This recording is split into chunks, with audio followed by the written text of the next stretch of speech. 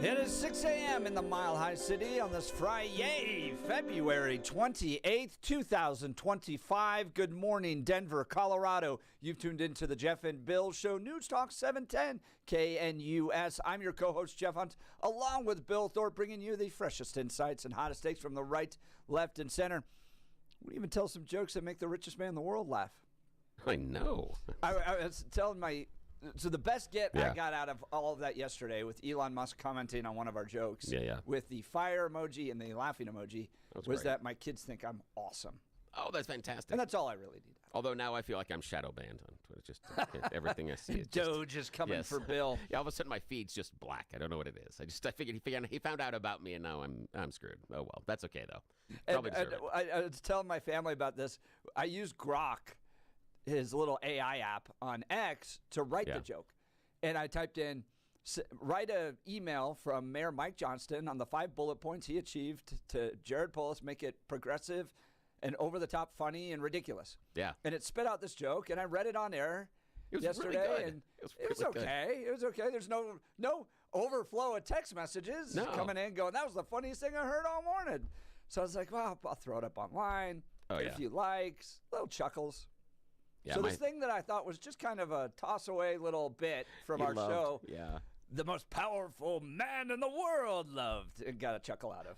The thing that I think that what sold it was the open. Because the way that it opened was, hey there, space cowboy.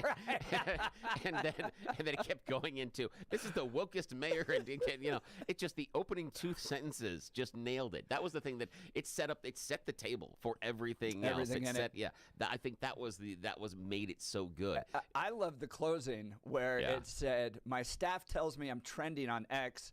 I don't know if I should buy stock or sue you or something like that. Yes, it was really good. It was very thematic, and it was perfect. It was great. Well, coming up after news and comment with Blake Olson, we're going to talk with Kareth Foster. I got to know Kareth at CPAC. Absolutely lovely person. Didn't know about her background. Fascinating. Served with Don Imus. She's been on Fox. She's been on lots of different programs over the years. And then I watched her TED Talk last night. Yeah. And it's very powerful. So very excited to have her joining us here in just a second. But first, news and comment with Blake. Blake Olson. Blake Olson, news and comment. All right, thanks a lot, Jeff and Billy. TGIF 31 and clear in Denver, expecting a high of 63 today. The 7-10 5-day forecast coming up. Our top story. What we saw evidence of was CSAM, this child pornography. This is the issue that the FBI and the U.S. Attorney's Office completely missed. Jennifer Freeman, attorney for a victim of Jeffrey Epstein, and AG Pam Bondi is livid in launching an investigation after the corrupt New York FBI field office withheld Epstein documents or destroyed them. I'm sure there are plenty of copies. So the entitled holdovers, anti-Trumpers, deep state, FBI, not following orders, and Bondi gave them a deadline to deliver this morning. The new FBI director, Kash Patel, is the one who has to clean it all up. So this is his first challenge. Bondi's deadline to get the actual report passed a few minutes ago. Remember, years ago, FBI seized computers, bank records, videos, photos, file cabinets, warehouse full of evidence from Epstein. He goes to jail and allegedly kills himself. James Dennehy is probably douchebag number one, responsible for not complying and following orders. It goes deep. Remember, James Comey's daughter is a U.S. assistant attorney in the Southern District of New York. The cover-up is on, so a lot of FBI, a lot, and CIA, they're in their own world, running their own government. Damn the American people. Benedict Arnold's 2025. Ukraine President Zelensky in D.C. today to meet with DJT and sign a deal to share Ukraine mineral resources. He wants security guarantees against Russian aggression before the deal is made. They need a fair election in Ukraine ASAP. Investigative journalist Laura Logan with a big story this morning with an expert witness that includes the documents that Dan Crenshaw, who poses as a conservative Republican, he's a deep state opt, a lefty, lobbying aggressively in Congress to prevent DJT from listing the drug cartels as terrorist organizations. New York Times, they didn't like designating them that label either. So Crenshaw undermining DJT, masquerading as a patriot, helping the flood of fentanyl into the country. Nearly 150,000 Americans die every year from fentanyl. And Logan exposing Crenshaw once again this morning. J.D. Vance with 47 and UK Prime Minister Starmer on Thursday defending himself again on the free speech issue.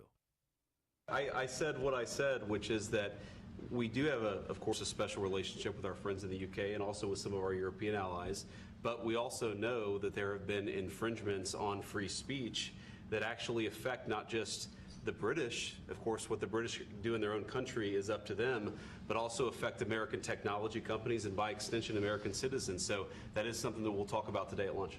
We've had free speech for a very, very long time in the United Kingdom, and it will last for a very, very long time. Well, no, I mean, certainly we wouldn't want to reach across US citizens, and we don't, and that's absolutely right. But in relation to free speech in the UK, I'm very proud of our history. Yeah, unless you go online and say that illegal immigration is destroying your country, then you have British police at your door knocking. And speaking of that, this is what Elon posted on X at 2 o'clock this morning. Navy veteran Hung Kao, American patriot who knows what tyranny is, running for Senate. This is the scariest sound you will hear when you live in a communist country.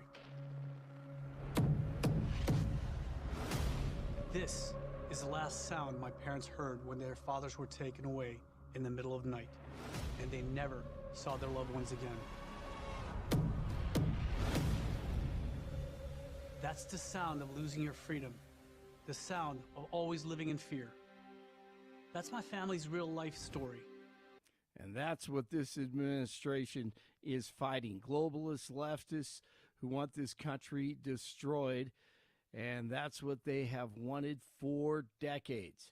4 suspects are in custody after a search at a property in Aurora. Multiple police units served a warrant at a residence in the 1900 block of South Uray Street Thursday. 16 people were initially detained, and officers reportedly found evidence of criminal activity. 3 people were arrested for active felony warrants, while the primary target of the search was arrested on narcotics charges. Police have arrested a suspect for a stabbing in downtown Denver earlier this week. The police arrested 41-year-old Cecilia Middleton on Thursday. Middleton was taken into custody after stabbing in the 1500 block of North Broadway on Wednesday. Hey, the Friday night sky will be setting for a rare occurrence as the planets are set to align. Just after dusk, Mercury will join Mars, Jupiter, Uranus, Neptune, Venus, and Saturn in the western sky. News brought to you by Lair Fireplace and Patio, Denver's premier source for everything fireplace, patio, and grills. Locally owned and operated since 1954. Online at lairfireplacepatio.com.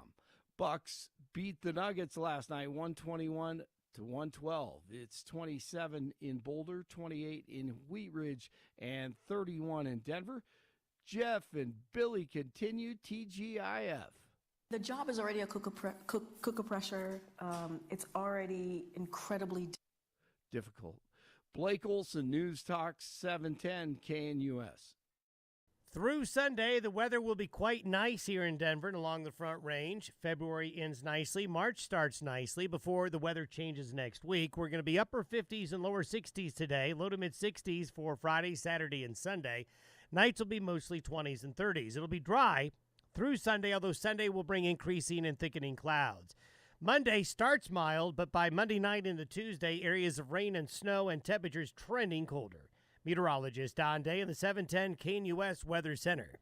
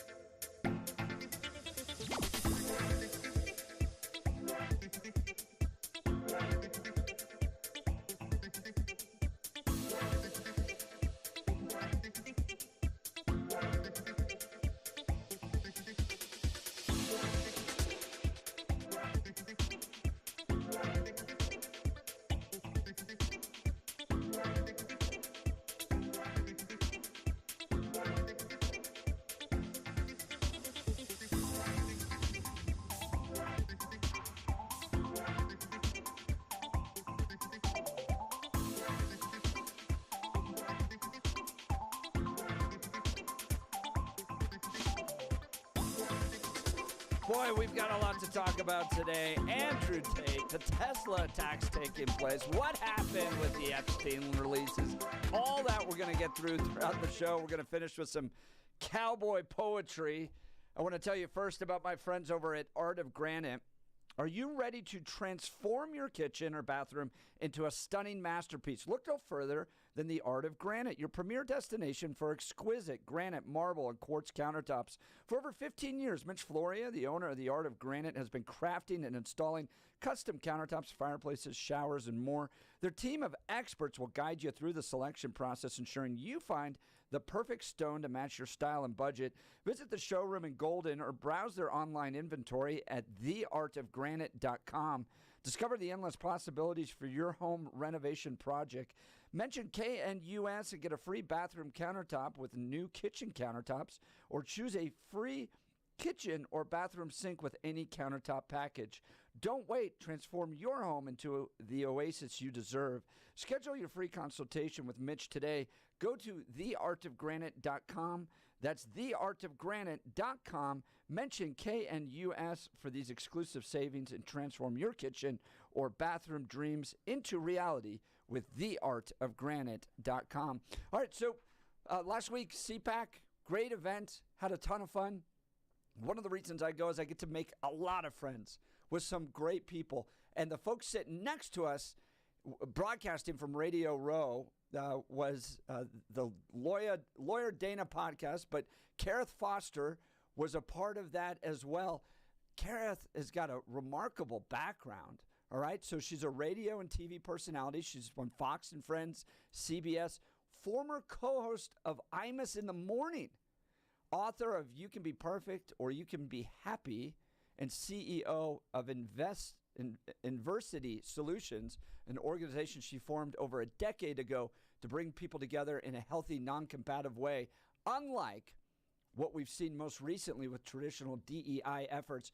She's got a really powerful TED Talk, and we struck up a great friendship. She joins us this morning. Kareth, thanks so much for joining the Jeff Bill Show. Good morning. Thank you for having me.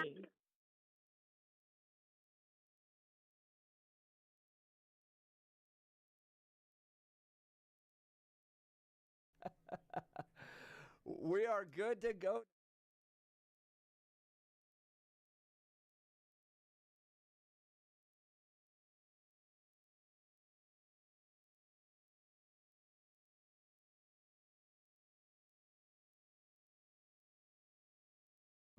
Co-hosting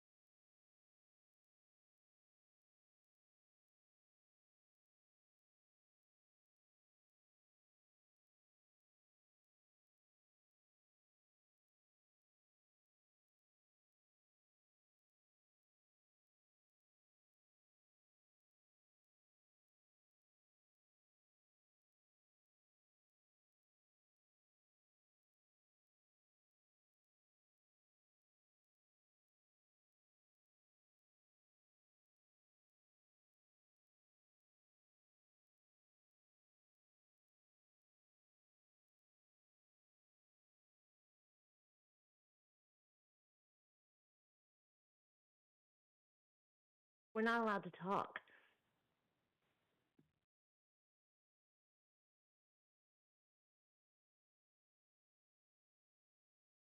I'd love to get your perspective on this. I grew up 80s, 90s. I graduated as a millennial, year 2000, publicly educated.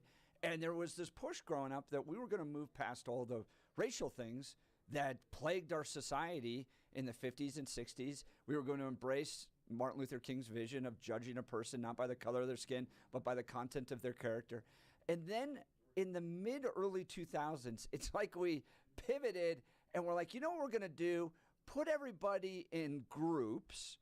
We're going to identify them based upon these group identities markers, and then we're going to pit them against each other. So, you know, if you're a white male Christian, you're an oppressor. If you're a member of the LGBTQ community, you've been oppressed. If you're black, you're oppressed. If you're Asian, you're an oppressor because you're so successful. And it felt like this weird pivot happened, and all of a sudden we're back into putting people in lots of just meaningless categories rather than focusing on their the content of their character, what they think, what they believe about particular things, and you became identified more by these little identity groups. What were your thoughts on that?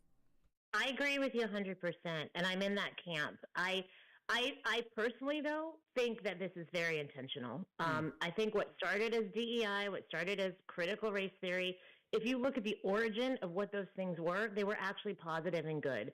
And somewhere along the line, they got distorted. They got hijacked. And it's the hypocrisy that I can't get over. And it's hypocrisy from multiple angles, right? Hypocrisy of people who are supportive of DEI, but then want to exclude people from the conversation. That does not make sense. It's just like saying, I'm a Christian, but I'm not going to practice Jesus' values and not judge. So we all need to have a little bit of a come to Jesus meeting with ourselves, as we say here in the South, and get people to realize that, you know, maybe there's another reason we're feeling pitted against one another. And not to get all conspiracy theorists, but I cannot help believe that this has been done intentionally. You know, men against women, you know, black against white, gay against straight, cis against straight, like all of this stuff. We are human beings having a human experience. And what's fascinating for me is when I go and try to take this message, especially to college and university campuses, and I basically get dismissed or blackballed because I'm not coming in as the angry black woman, stereotype, by the way, that wants to, you know, rattle the cages and put everyone in their place and you know, make you feel bad if you're a straight white guy. Nobody can help the body that they were born into. Like, absolutely no one. So the idea is, how do we create a space of conscious empathy, noble compassion, right? We obviously are not all having the same experience. We don't come in the same bodies, the same shapes, the same socioeconomic backgrounds, but it's about having respect and value and worth. And that's why I coined the term inversity, because diversity, look at the first three letters, D-I-V. What else starts with that word? Divide, division, divorce, right? And we're expecting diversity to bring everybody together. So inversity is let's shift the focus from what separates and divides us to what it is we have in common. How can we be truly inclusive of one another and introspective? Understand your value and worth so you can see it in somebody else. We've been trying to do all this stuff from the outside in. That's never going to work. Only we can change ourselves. We can't change anybody else. You see all these people fighting online, trying to, you know, just push their opinions on someone else. That's not going to change how they feel. They have to want to change from the inside. And you're you know, being mean and cruel and bullying whoever you are on whatever quote unquote side you're on isn't going to make a difference. We're talking with Kareth Foster. She's founded Inversity. And Kareth, you have a unique background in comedy as well, and I want to talk about that and your connection with FIRE, the Foundation for Individual Rights and Expression. FIRE defended me and did a great job when we brought a challenge to the Colorado State Capitol on free speech grounds. They're a wonderful organization. You serve on their board of advisors, and you're a comedian. Talk about the importance of free speech in the art of comedy in particular. Oh my word! I mean, comedy is The truth tellers. So I got my degree in broadcasting. That's why I was so thrilled to be on a morning radio show like you all have. But what I found was you don't get to tell the truth. Not like you do in comedy. I mean, you get to tell a version of the truth, but you still have to go along with what the sponsors say, what the network says, if you're at, with one of the big ones, the big ones. And comedy is, I mean, if you look at anyone who is out there, from Bill Burr to Dave Chappelle, and these are my friends, they get to say what's really happening. And they get to do it with no holds barred, and it's brilliant. And so if we lose comedy, I was also in a movie called Can We Take a Joke? Which, if I made it would just been a series of people going, no, because nobody can take a joke anymore. And that is part of free speech, and that is why I am associated with FIRE and have been with them for many, many years. What they are doing, I'm so glad to know that we were able to help you. That's awesome. I didn't know that till just now. But I think people... I was looking at your background. I was like, oh, she's on fire. And what happened was I was wearing a sweatshirt down to the Colorado State Capitol on some abortion issues, and I was at the time working for Colorado Christian University, and CCU was known as Pro-Life U. So I was just wearing a sweatshirt. I wasn't being disruptive or anything. And I walked into the Colorado State Capitol Senate gallery wearing the sweatshirt, and they escorted me out.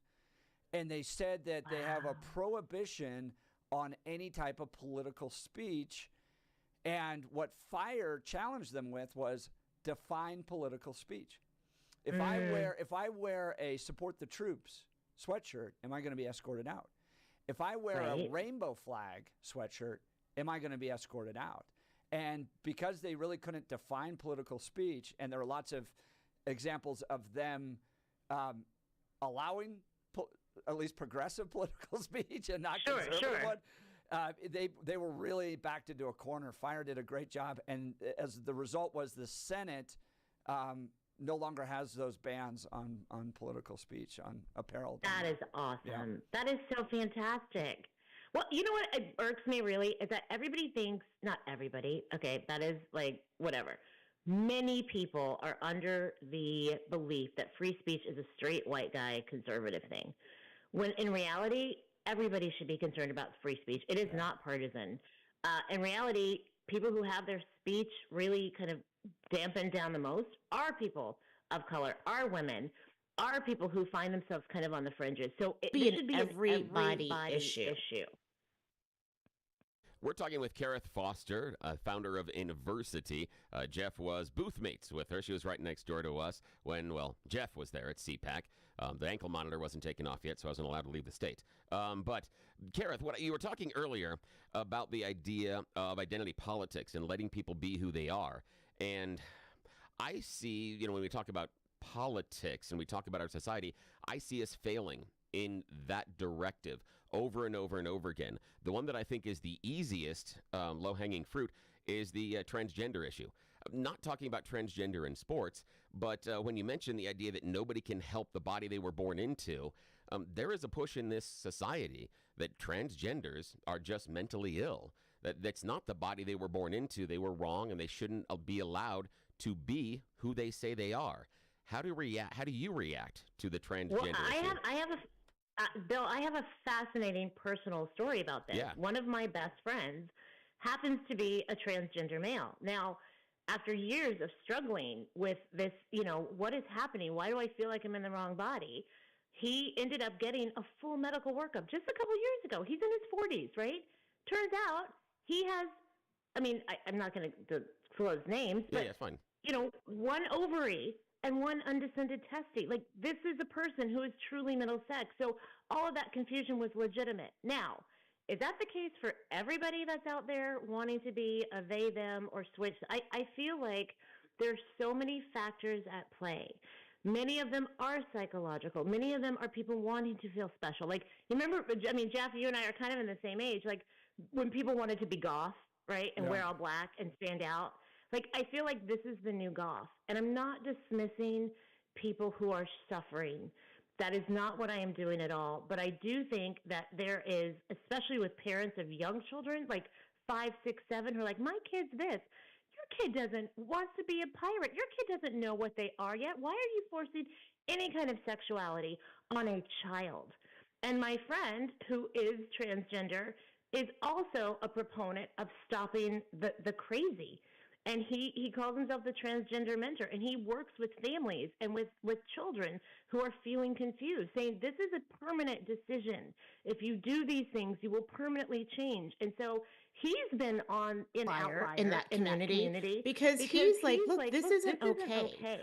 And he just wants to live peacefully his life with his wife and not be bothered and not have to deal with all the, and it's kind of the extremists on all of these sides that we see making the most noise and ruining it for everybody. It's like they're the people that are like, this is why we can't have nice things.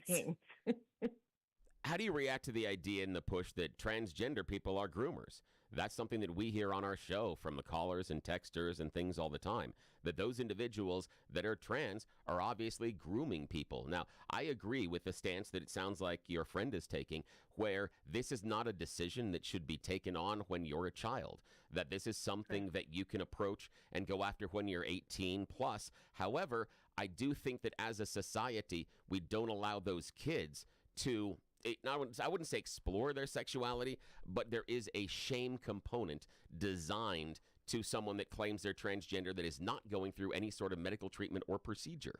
And so just allowing them to be trans, we don't necessarily like that. And I do disagree a little bit with the goth characterization because I don't know any parents that were pushing their kids to be goth. But you went into a parent example on that one. Touche. Yeah. Well, there's this Munchausen by proxy, right, of these parents who want to be like, look at what a good parent I am.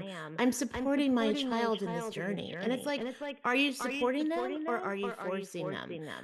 Is it because you really want the attention, or are you someone who is trying to actually behave as a parent that has the best interests of your child? And I cannot speak for all parents. I cannot speak for all trans people, obviously. I can only speak for myself and my experience. And what I do believe is that, look, our brains aren't fully developed till we're 25 years old. The prefrontal cortex doesn't really come, whether you're a man, a woman, you're not there yet. You know who knows this? Car rental companies know this. Insurance companies know this. Why are we letting people make major decisions about children's bodies that could permanently affect them before they're even really sure of who they are? So, I think there are other components to this. I mean, again, heavy metals in food, in water, in vaccines. I'm probably going to get in trouble for that. Well, maybe not on this channel. But there are things that do affect the chemicals in people's bodies. And so I think to just dismiss it blanketly as they're just confused, they just want to be special, or, their parents are forcing it. Like, I don't think we can do that. I think we have to be more discerning about how we address it, but we also have to be kind to people who may be struggling with their identity. And that's the problem that I think that I have, is that we are not kind to those kids that are struggling. And I understand the idea of the Munchausen by proxy, but I think it goes both ways, because there are a lot, we do have cases of parents that are pushing their kids towards being trans. We also have cases of parents that are like, there's no way a son of mine is gay. There's no way a daughter of mine is trans. There's no way. And they will take steps to do that. I have friends of my kids that have been kicked out of their house because of sexual orientation or being trans. So it happens on both sides. And the other thing that I want to talk about as far as identity politics, I want to start with the trans because it's the easiest low-hanging fruit. But we do it cross-sectionally inside of our society. The Republicans for years have been defining rhinos. They've been shrinking the tent. If someone doesn't adhere to whatever the chosen orthodoxy is of the moment, they become rhinos and are excommunicated from the party. We also now, for whatever reason, in the past 3 years, have decided to define judges based on who appointed them. We never for years talked about who it was, but now it's an Obama-appointed judge. It's a Trump-appointed judge, a Biden-appointed judge. So we are qualifying who the judge is based on political affiliation before they're even allowed to make a ruling. And then we can even go, Jeff and I will talk about it later, the idea of the return of masculinity with Andrew Tate. I mean, he comes from a position where women are viewed as property. Yet he's celebrated in some realms of the Republican Party. He's celebrated in some of the realms of the young men that supported Donald Trump in the last election. In your opinion, how do we get beyond this idea of identity politics, which seems across all political spectrums, seems to be woven so tightly into the existence of our society? How do we get beyond it?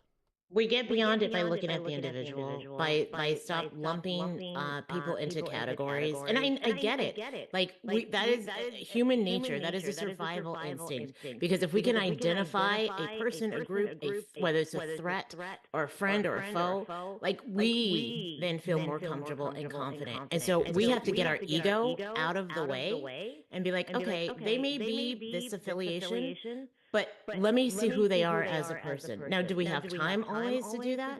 But maybe not. But what we can do is understand and recognize our own biases, which is, the biggest bias is the one that, we want people to be like us, who look like us, who talk like us, who think like us. But how frigging boring would the world be if everybody was exactly the same? So we can't have it both ways here, where we want this great experience in life, but we only want to be with people who are like us. Yeah, music and movies would suck if we were all the same. That'd be awful. Well, and it goes back. We're in Colorado Republican politics all the time, and the division, all that brokenness, and I keep going back to every year. I think everybody should read 2 books: the Holy Bible and How to Win Friends and Influence People. Oh, man, and I'm the reading coloring idea books. of bringing people along instead of attacking all along. Well, we're talking with Kareth Foster. She's a radio and TV personality. You see her on Fox and Friends, CBS, former co-host of Imus in the Morning. She's the author of the book, You Can Be Perfect or You Can Be Happy, and the CEO of Inversity Solutions. I strongly recommend, take a few minutes. I think it's only about 10, maybe 15 minutes. Go watch her TED Talk, The Art of Defying Stereotypes. She and I both wearing cowboy hats at CPAC, which, we were defying stereotypes. It was a bunch of D.C. conservatives, and there we are with our cowboy hats on. Kareth, it's been a real pleasure to talk to you. I encourage people to go follow her on X at Kareth Foster, spelled Karith Foster, Foster, and get to know her more there. But it's been very delightful to talk to you, Kareth. Yes. I would love Thank to y'all for having me. Yeah, we'd love to have you back soon. Conversation. This is great. You've been wonderful. Take care. Take care of the kids. Have a great day. All right, we'll continue with the Jeff and Bill Show. This is Denver's Talk Leader, News Talk 710 KNUS.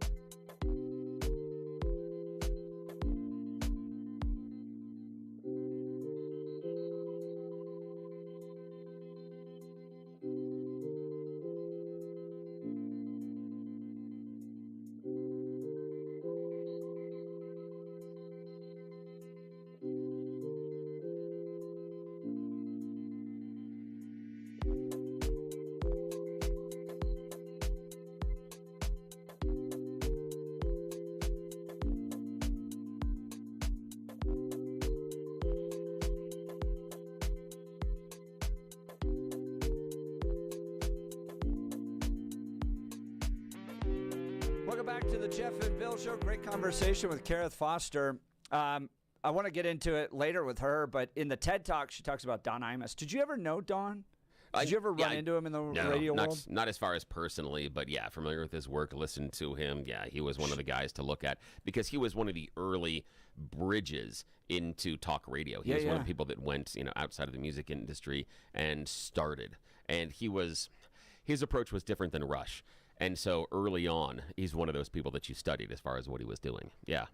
So I'm very familiar with him. So the story with her was fascinating because Don Imus did the comments about the women basketball players. Yes, and the hair. And then lost his job. He comes back. She becomes the co-host. And she talks about this in her TED Talk. And then she's just like, no, he's a racist prick. Yeah. I don't want to quit and all that stuff. Yeah. She tried to defend him, all that stuff, tried to help him back through. That was all Kareth Foster, who you just referred to. Oh, that's fantastic. She's a lot of fun. I hope she comes back. She's got a wonderful perspective and a very unique life story that I think she's going to be a lot of fun. And yeah, that's what I heard. I heard that Imus was just a real grouch, a real grouch. Real difficult to work with at times. In the TED Talk, she gets into the fact that he wanted her to be the person that could go after black women on the show. And so you're going to be, you're going to be the person. You're going to be that. Yeah. And why won't you go after black women and all that other stuff? And I guess he felt like he had the right to be able to mock them. And then when he got canceled, she became the opportunity to continue to mock them. Yeah, but through a filter. Yes. Oh, my gosh. Now, I want to take a moment here, Jeff, to tell the listeners about a new advertiser that we have, Wound Care Associates of Colorado. We've talked about why it's personal for me and also Jennifer, who founded it. Now, Jennifer Walker founded Wound Care Associates of Colorado after a tragic story inside of her own family. That her uncle, who had some other comorbidities, he had diabetes, he had neuropathy, but he developed a small cut on his toe. It didn't seem like a big deal, but it became a very big deal. See, that torn skin tissue, that becomes a highway for dirt, germs, and bacteria to get access to your internal organs, your blood flow, your bones. And, okay, Uncle had some other things he was dealing with. So a little cut that was taking a while to heal doesn't seem like a big deal. However, it became infected. By the time he sought medical help, it was infected to the point where they needed to amputate. After they amputated, it didn't end there. In fact, it ended poorly for him. The infection had spread to such a degree that he passed away only a few days later. The amputation was supposed to fix the problem, and he ended up passing away. Jennifer Walker vowed that's not going to happen to anybody else. This is personal for her, and that's why she started Wound Care Associates of Colorado, and that's also why Wound Care Associates of Colorado is changing the game. You can check out their work at coloradowound.com, coloradowound.com. Here's what makes them different. First of all, it is the old-school concierge house call service. Their nurse practitioner that is wound care certified comes to your house, comes to your home, your apartment, your condo, wherever it is. They come to you and they make sure that you get the treatment in the comfort, privacy of your own home. My aunt was getting a wound treated and she was exposed to MRSA during one of those treatments. She wasn't in her own home. And that's what Jennifer wants to avoid. So you get this in your own home. The nurse practitioner designs a custom care plan just for you. And most importantly, they want to heal the wound. My aunt ran into that difficulty where they were just trying to maintain the chronic wound she had on her leg. She was exposed to MRSA, and that caused a whole bunch of other medical issues, including some amputations, just because she was exposed to it because the company wasn't trying to heal the wound. Seems crazy that you wouldn't do that. But that's exactly what many wound care facilities do. They just try to maintain it.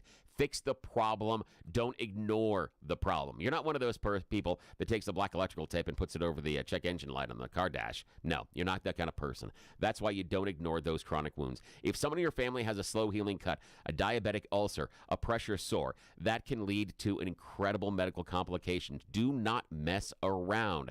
What seems like a little deal can turn into a very big deal. Talk to Wound Care Associates of Colorado, our friends, the people that we trust. You're going to get the personalized treatment in the comfort and care of your own home, and they're going to heal the wound. That is their focus. ColoradoWound.com. Reach out to them, ColoradoWound.com. And when you talk to Wound Care Associates of Colorado at ColoradoWound.com, tell them you heard about them here on the Jeff and Bill Show because it helps us out. That's great to hear, Bill. Coming up next, You Choose the News Loser Edition. Yes. You're listening to the Jeff and Bill Show. This is Denver's Talk Leader, News Talk 710 KNUS.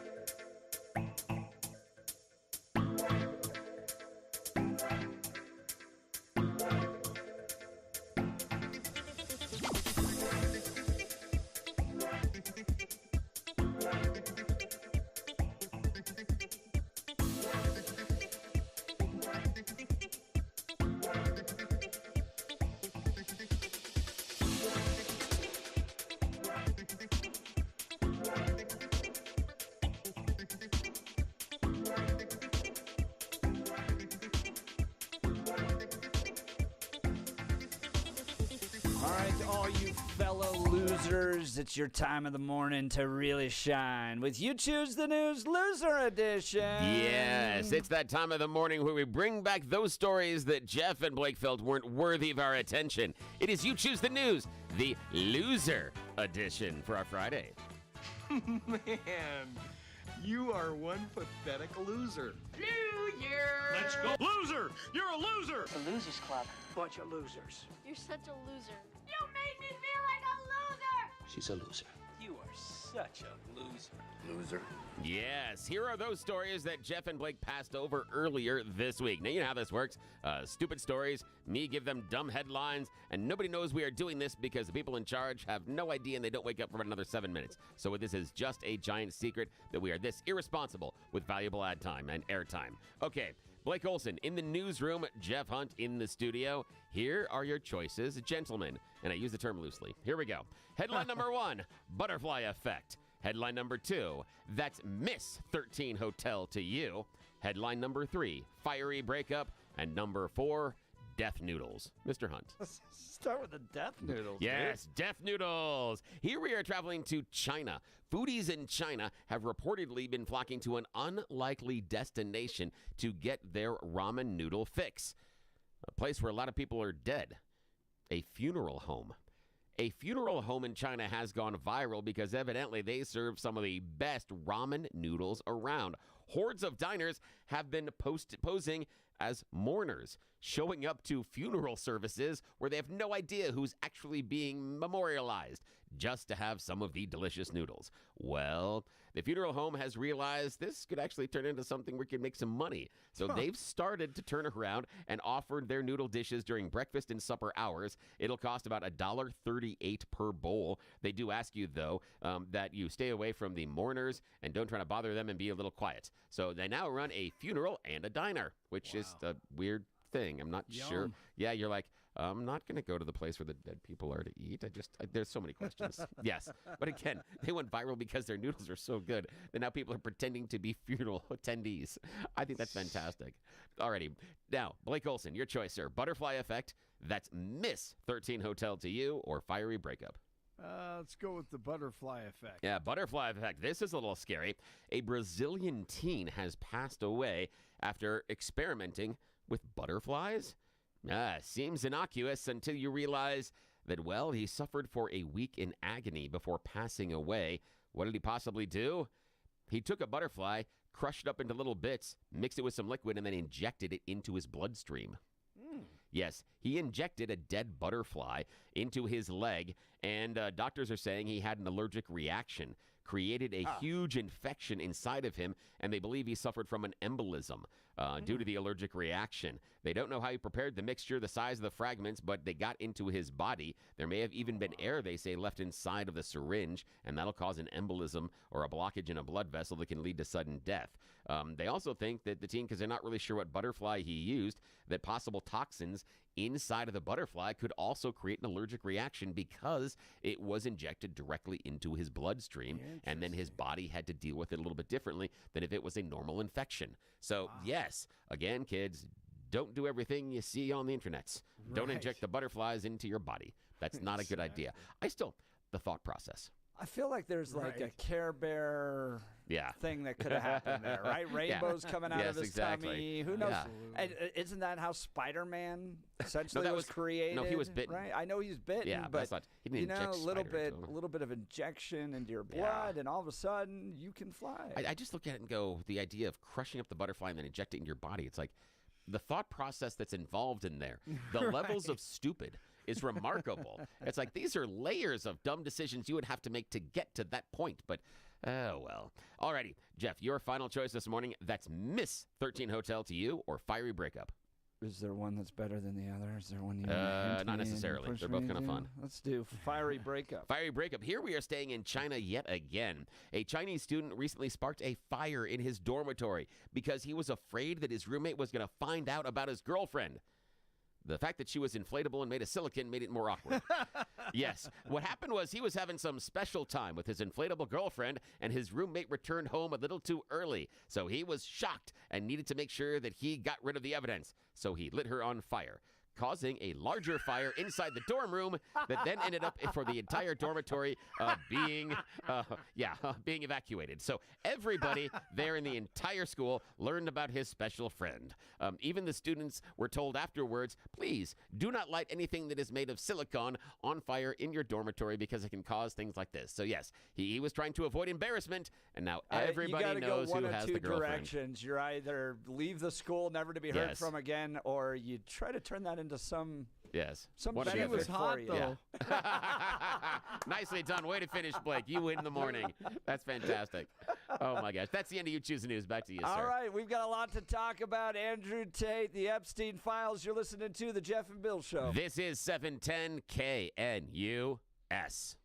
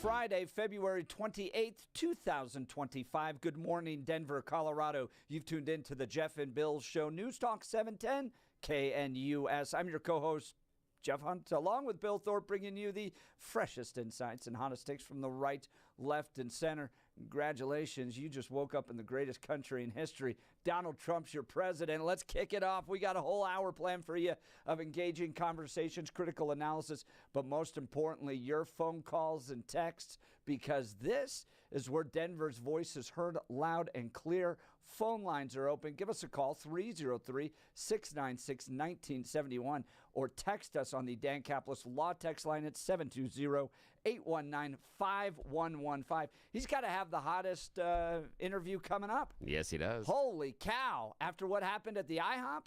Yeah, it's amazing. This is a big deal. Joining us to preview his show coming up this weekend, Peter Boyles. Pete, it was a wild morning at the IHOP. Lawsuits being served, and now you're going to talk with Darcy on Saturday. Well, what have you boys done now? It was full on Real Housewives of the Colorado Republican Party at the IHOP on Wednesday. And because I had an appointment, I generally hear the show, and I knew you guys were on remote. And when I was in the car, headed to the remote, in the truck, headed to the remote, you had the first candidate on. Yes. And I'm looking, Billy gave me their names. I'm looking at both of them on the internet. So I heard that first segment, and I was actually down at the radio station, and I was watching because I was cutting a promo for the show.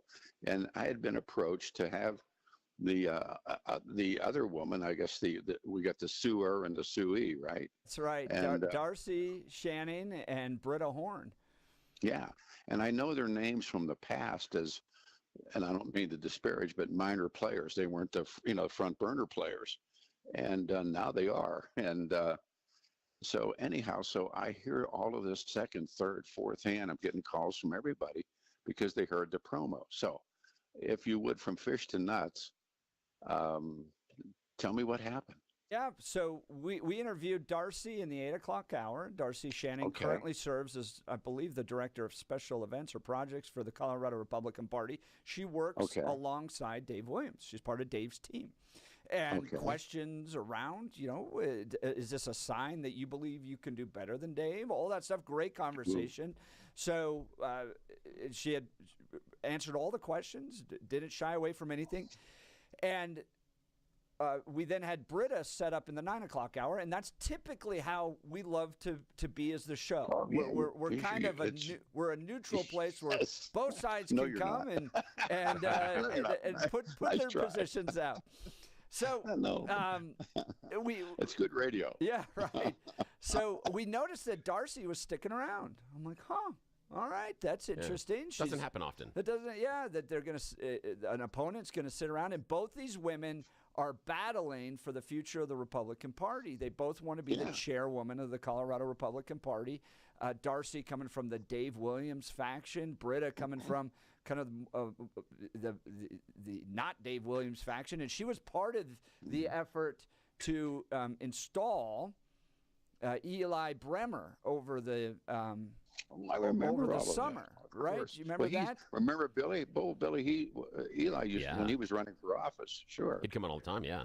So she came in all the time. Part of the team on that, and so she feels that Dave has led the party in a very wrong direction and wanted new leadership, all that stuff, and took steps to try to achieve that. So we noticed Darcy sitting around, and Darcy is laser locked on Britta.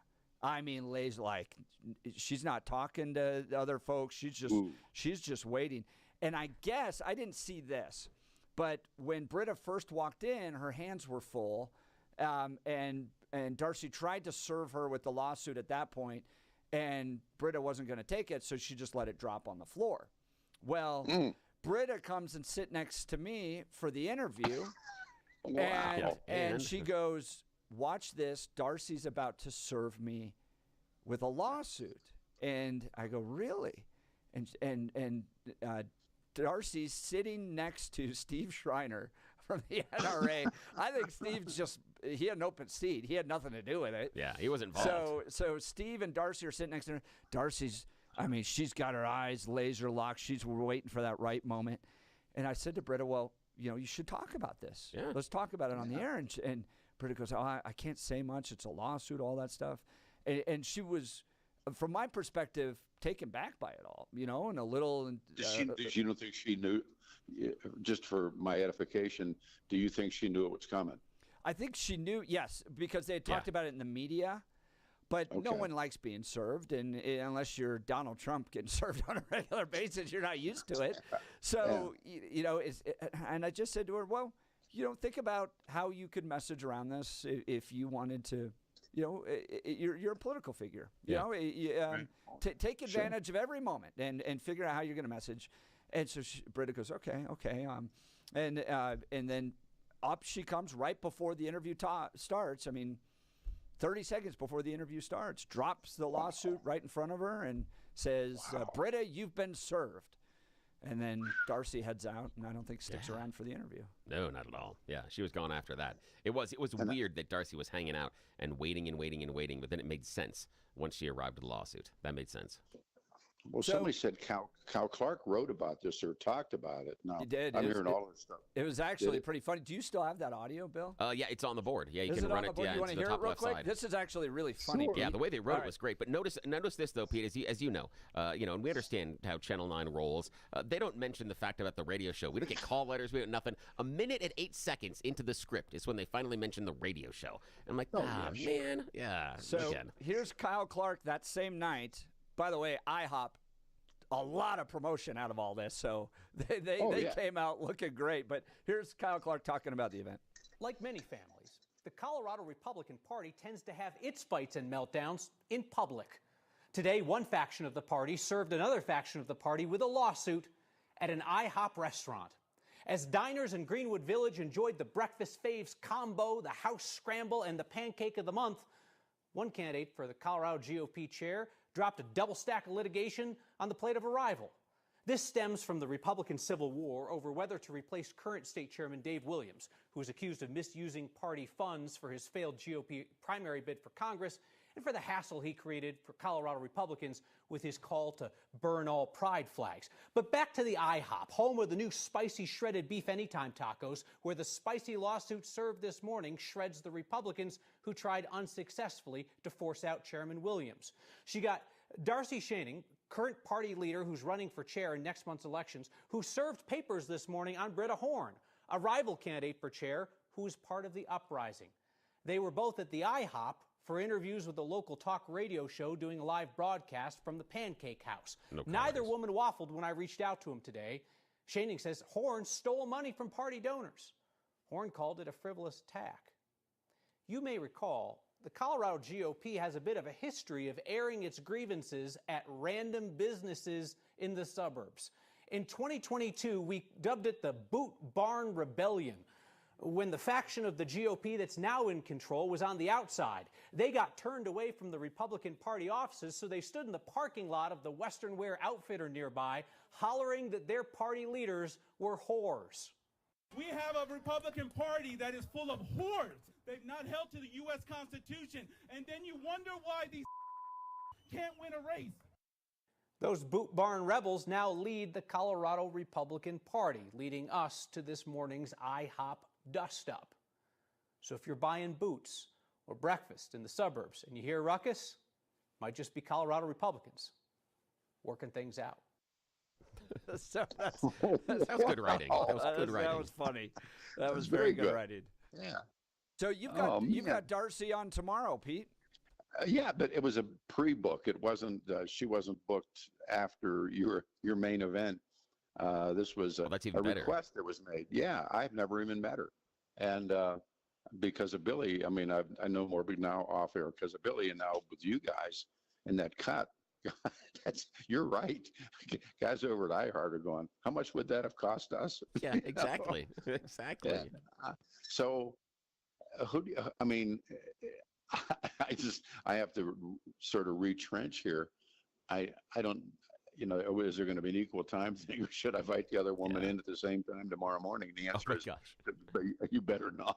Yeah, better not. No, but yeah. So who do you guys, I mean, this goes back to the Dave Williams overthrow, and this goes back to the Rhino part of the Republican. This is Republican Party. This really has a tail, doesn't it, guys? Yeah, it does. I mean, this is really long tail. And look, from my perspective, Pete, it goes. I was on the inside of the battle between Ryan Call and Dudley Brown back in 2012. So going back 12, 13 years ago now, this has gone on. And it always bugged me back then because my focus has always been on the left. I feel like Democrats are destroying the state, and our guns need to be, I shouldn't say that, but we need to be focused in the right area. And the fact that we're always fighting internally, we're always pointing our guns internally instead, bothers me. It really does bother me, and so. I'm going to be a resource for whoever wins this to talk and drive an agenda forward. But the circular firing squad, the constant bickering with it. And I was telling Bill this, I was reading a Wall Street Journal article about a giant lawsuit that's popped up outside of New York City where parties have spent $25,000 on legal fees over a $25 Amazon gift card. And I've been following that. Yeah, and there was a great line in that article that goes, the smaller the stakes, the more vicious the fighting. And sometimes I feel like that's what happens in politics, where you're like, the local battles, the little state party GOP stuff. Sometimes the smaller the stakes, the more vicious the battle. And Jeffrey, I mean, you grew up in it, and Billy's watched it and been part of it. How does the Republican Party civil war that you're absolutely right has lasted? Actually, after I think after a couple of major figures dropped out or we lost them, and after that it's been this really brutal. They're more brutal to one another than they are to the Dems. Yeah, you're exactly right. Yeah, that's the thing with this. And it's rooted for me. It's rooted in losing. And we're just losing. We lose all the time. So if you're the Broncos and you're losing all the time, you blame the water boy. If you're the Republicans losing all the time, well, it's that guy's fault. It's always this guy's fault. We just need to be more conservative. We need to be more moderate. If you could lay a foundation of winning even little local races, you could start to build confidence again, and people unify around winners. It's that simple. I mean, there's so much to this, but this is the one state in this last election, that even, places that you would not think that the Republicans would gain, they gained. It didn't mean that they took the state, but they did major league gains, except for here. Donald Trump lost more in this last election than he did the one 4 years before. Yeah, what I can't think about this in the lawsuit is, how does this lawsuit help the GOP expand their base and expand their representation here inside the state? I can't figure out how this would possibly help. And here's the thing is, I go back to, and we remember, long-suffering Bronco fans will remember the era of Dan Reeves. And we remember the punishment that the New York Giants put on the Denver Broncos in the Super Bowl. And I remember a couple of days later, Dan Reeves is doing a press conference, and he was asked about a couple of the Giants players that were bailed out of jail, I believe it was the night before the Super Bowl. And his quote was, "I would be willing to pull some Broncos out of jail the night before a game if it meant we were coming home with a trophy." That's not exactly what he said, but that's what he meant. That's, the voice was, he said, "I would be happy to have those guys on my team if it meant we were going to win." And here I see the exact opposite. By the way, I think it was Pat Boland said that. It could be, said, "I take my guys out Saturday it could night." be, yeah. Yeah. I don't know. I mean, you have the now infamous Rhinos watch list. You have all these different things. And the Civil War is the Civil War. And I don't see an Appomattox here. Jeffrey, do you? I don't see one. I don't see where somebody says, keep your sword. I don't see any of that. I see it just getting intenser and intenser. And with fairness, do you think Dave Williams was going to go to work for Donald Trump or will go to work for Donald Trump? I know I think he wants to. Okay. And I asked Darcy about this as well. If Dave gets in, are you going to drop out? So is this? And I asked Britta about this. Is the play here Dave is looking for an administration job, and if it doesn't come, because you can do a floor nomination 5 minutes before the vote in March. You can jump in and become the new chairman. And then Darcy withdraws because that would allow Darcy and Britta to battle this out. Dave kind of stays out of it, looks for the administration job, which I think, look, I want to work for the Trump administration. What a great moment for a conservative to be able to be a part of all this. So I could see Dave pursuing that, but if that doesn't work out, he may want to continue with this job, and Darcy could withdraw. Dave steps in. But I do sense there's a pretty strong movement out there to want to move past this divisiveness, and if Britta can tap into kind of a unifying message, it seems compelling to a lot of the grassroots conservatives out there, from my perspective. And there's no term limits on the job. That's correct. That's correct. Yeah. But I mean, look, think about all the guys that have gone through this: Dick Wadhams, Ryan Call, Steve House, Christy Burton Brown. This is a brutal job. This is a really brutal job. There's been some bad things that went with the bad things. Yeah. And no, somebody once said you set them up, but thank you. I mean, I heard from, I can't tell you how many people, phone calls and. Did you see this? Did you hear this? And talked to some people last night on the phone. And I mean, this is a mini earthquake inside of a big earthquake. And first of all, congratulations. I mean, great radio. Number two, I mean, she's coming in tomorrow, and she's with us in our 10 o'clock hour. That's great. And she's coming, and I want you to know that I booked her, or rather Adam booked her, prior to the dust up, and then you are the story of the town again, and that's really what radio stations want to be. And it came down to both of them being willing to be there, which I appreciate. Yeah. And that's the aim we have for this show, is for them. And Darcy had a fine interview. Britta had a fine interview. But I want the debate. I want the battle taking place right here on 710 KNUS. Yeah, we will toe the line with anybody. We absolutely will. We'll stand up and we'll take it for anyone. The IHOP thing is brilliant. It's so good. That's so well written. Yes. Yeah, that's good. And the part I heard is you guys' moms were sitting together at the IHOP. Yes.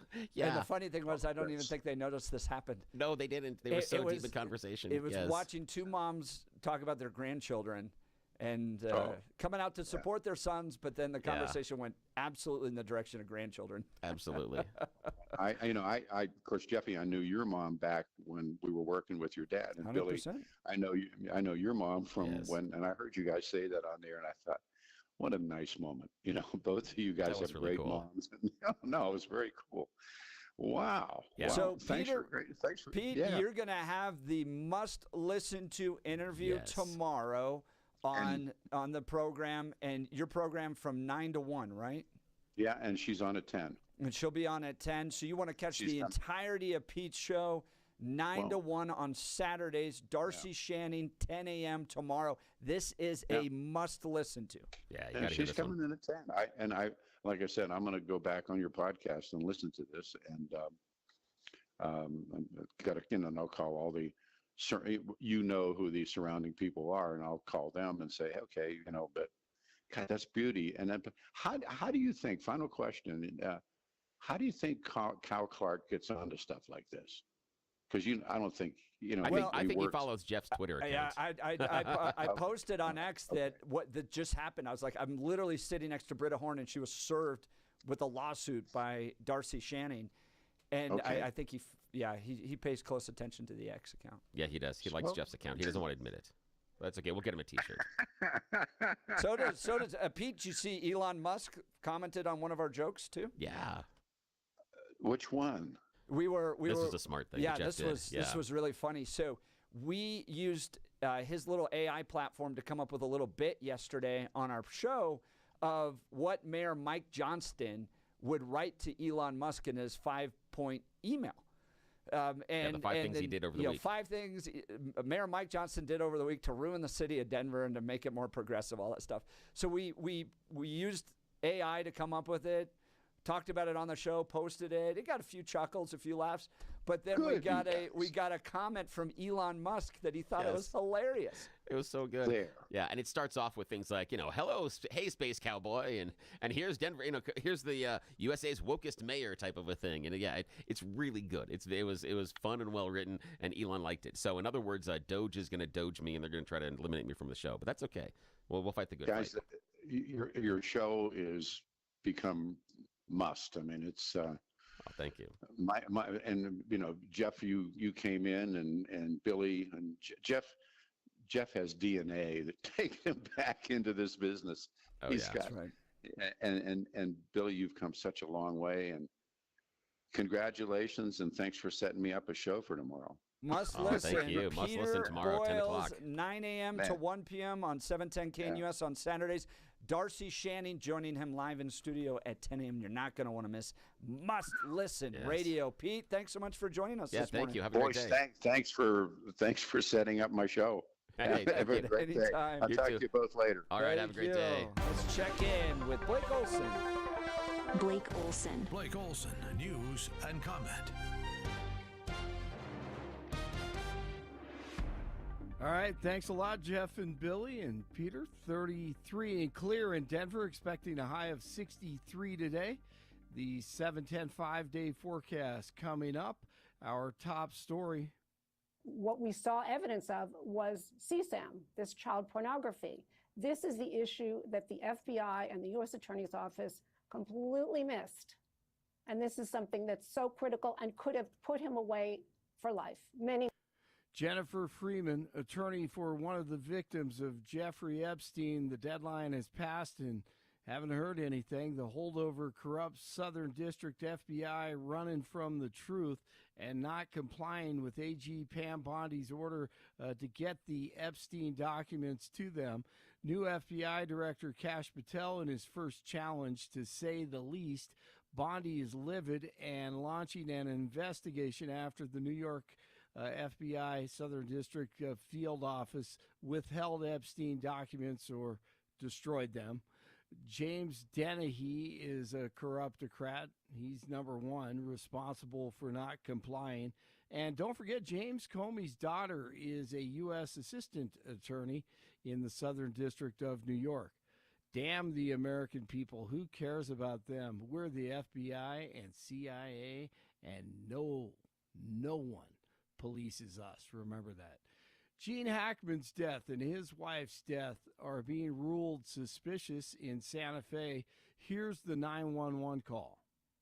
A female and a male, probably. I don't know, sir. Just send somebody up here real quick. Okay. Are they awake? I have no idea. Are they breathing? I have no idea. I'm not inside the house. It's closed. It's locked. I can't go in. But I see them. She's laying down on a floor from the window. Okay. Okay. Do they appear to be completely awake? On the way? Do they appear to be awake or alert? No. They were discovered Thursday, the investigation underway. Ukrainian President Zelensky in D.C. today to meet with DJT and sign a deal to share Ukrainian mineral resources. He wants security guarantees against Russian aggression before a deal is made. How's about you start paying us back, huh? Investigate this one if you can, or look into it. That's what journalist Laura Logan has done. She has an expert witness and documents that show that Dan Crenshaw, who poses as a conservative Republican, he's a deep stater, a lefty, lobbying aggressively in Congress to prevent Trump from listing the drug cartels as terrorist organizations. He and the New York Times agree. Yeah. What's the argument for that? Like, why? That makes no sense. Are they afraid than, that we're going to end up in a war with Mexico? What? No. Yeah, I don't get it. They work, yeah, exactly. And don't these guys alongside. want us fighting endless wars? Right. Amazing. Yeah, they Crenshaw is an interesting figure. We invited him to the summit one time. He gave a fine speech there, but he took over the seat for Ted Poe. And my wife worked for Ted Poe. She was a legislative assistant for Ted. He was this famous judge in Texas. I've heard of him. When you shoplifted, you would stand outside the store with a sign saying, I shoplifted from the store. So he was all into creative punishment. This guy was a rock-ribbed conservative. And Crenshaw's just, I started to hear it from my Texas donors that were like, stay away. Stay away. Keep an eye on this guy. What was that, 5 years ago? 4 years easily. ago? Yeah. And just kind of going, he's getting some money from some funny sources. He doesn't seem to be with us on all the things. So I started to hear that from my Texas donors years and years ago. Dude, man. And to replace Ted Poe, I mean, he started off great. Everybody was super excited. You had the pirate, Navy SEAL guy, but just seems to want to be the next John McCain or something. Absolutely, with an eye patch. You got it. Crenshaw, let's see. This stat is important. Nearly 150,000 Americans die every year from fentanyl. And Logan exposing Crenshaw again. And that's interesting, what Jeff said right there. But that 150,000, as Stefan always used to remind us, that is just horrific. And guys like Crenshaw, they want to keep on happening, evidently, for some reason. We are having great success in slimming down our government. It's been really very successful, and some took payouts and buyouts, and others took other things, and some people we're finding out don't even exist. A federal judge ruled Thursday that the Office of Personnel Management has to resend a memo it sent to over 24 agencies calling for the mass firings of probationary employees who he called the lifeblood of our government. Meanwhile, one government department already crushing it. The administration came to us with a challenge, something we've never done before. Process a retiree end-to-end digitally without printing anything to paper. The deadline in a week. The first time I went to the mine, the picture I had in my mind was something from the X-Files. Some retirees have a lot of paper, a lot more. Wait a minute, I'm sorry, I have to stop. This dude sounds just like Bill Clinton. I'll continue here.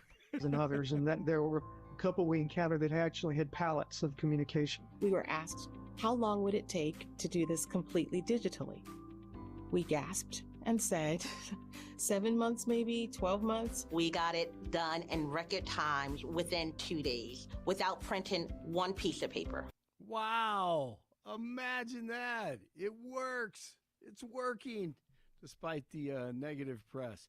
The Air Force Academy is investigating possible honor code violations after nearly 100 cadets admitted to cheating during a weekly knowledge test. The Academy said those admitted to violating the honor code have all received punitive sanctions and rehabilitation actions. Officials are continuing to investigate whether or not more cadets cheated or facilitated cheating. Del Taco suddenly closed all but one of its Colorado locations on Thursday. A company spokesperson said that all Denver and Colorado Springs locations are temporarily closed and will reopen as soon as possible.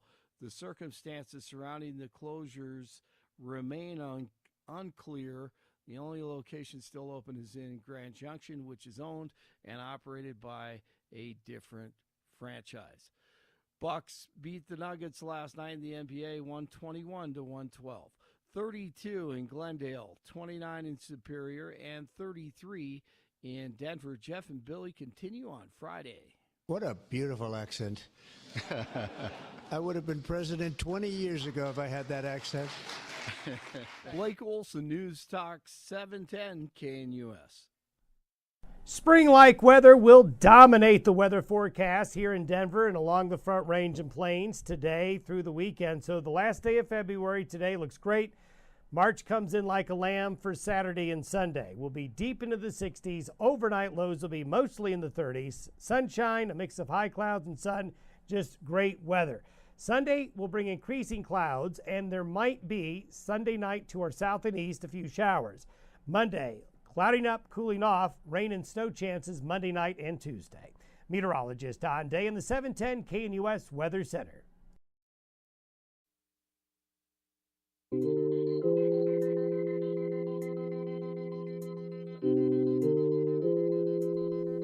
All right, I want to talk to you about my friend Dan Caplis and Dan Caplis Law. I've known Dan for well over a decade. This guy's pro-life, pro-family, pro-faith, pro-America. He's there with us on the values. That matters because who you choose to represent you in an injury case is going to send a message to everybody involved in the case. Think about the law firms. Think about the insurance companies, the maybe first responders, police you may have to deal with, all that stuff. You want a good lawyer, and you want a lawyer with a sterling reputation. That's Dan Caplis. He's been doing this for 40 years, helping people hurt in serious motor vehicle crashes. All right, he's a good guy. Can he win? Listen to this. Dan is believed to be the only lawyer in Colorado history to win 5 straight multi-million-dollar verdicts in Colorado crash cases. 5 straight multi-million-dollar verdicts in Colorado crash cases. It gets bigger. Dan is also believed to have won the largest truck crash verdict in Colorado history. In fact, Dan Caplis is so trusted that he's the official law firm partner of the Denver Nuggets and the Colorado Avalanche. Dan Caplis Law, a serious case, firm for serious cases. Dan accepts righteous injury cases on a percentage fee basis so that he can represent good people from all walks of life without regard to ability to pay. So if you need Dan's help, give him a call. Here's the phone number, 303-770-5551. That's 303-770-5551, or hit dancaplisLaw.com. That's Dan, C-A-P-L-I-S law.com. All right, we're going to talk Andrew Tate. You're listening to The Jeff and Bill Show. This is Denver's talk leader, News Talk 710 KNUS. And shout out to my friend that called in this morning to hope that I die. I'm glad you're having such a wonderful, uplifting day. Hope the day gets better. And no, I'm not going to die. Sorry to disappoint you. We'll be back after this.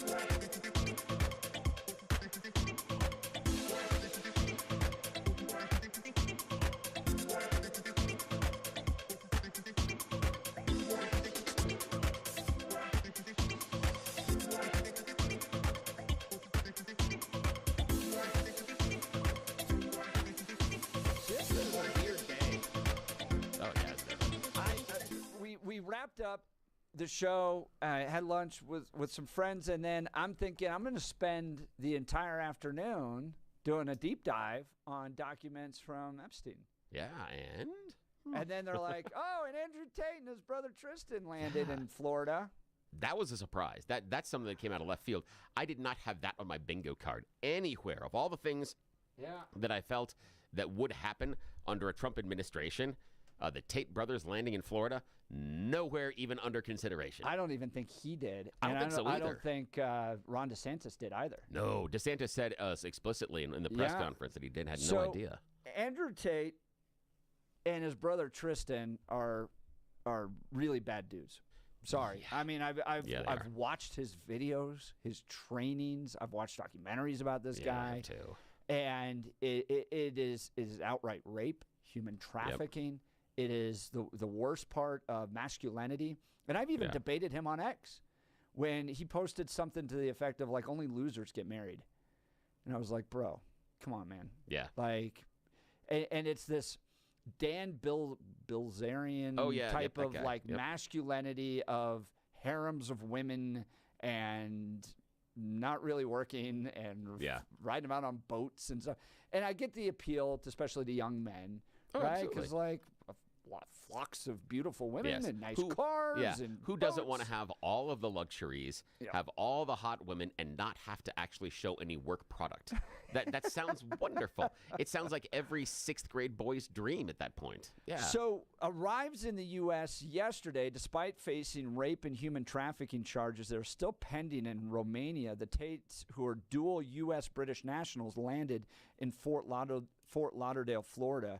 Prosecutors in Romania, CBS News is reporting, have alleged for years that Andrew, 38, and his brother Tristan, 36, set up a criminal enterprise in the country and in Britain in 2021, along with 2 women, and used it to sexually exploit multiple people. Andrew Tate was charged with rape and trafficking offenses in Romania, while his brother and 2 female associates faced trafficking and other related charges.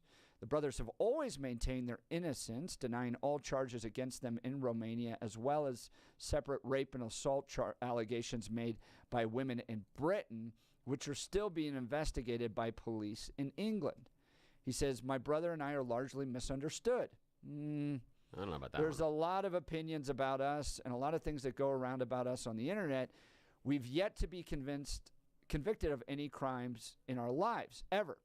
So, true, they have not been convicted.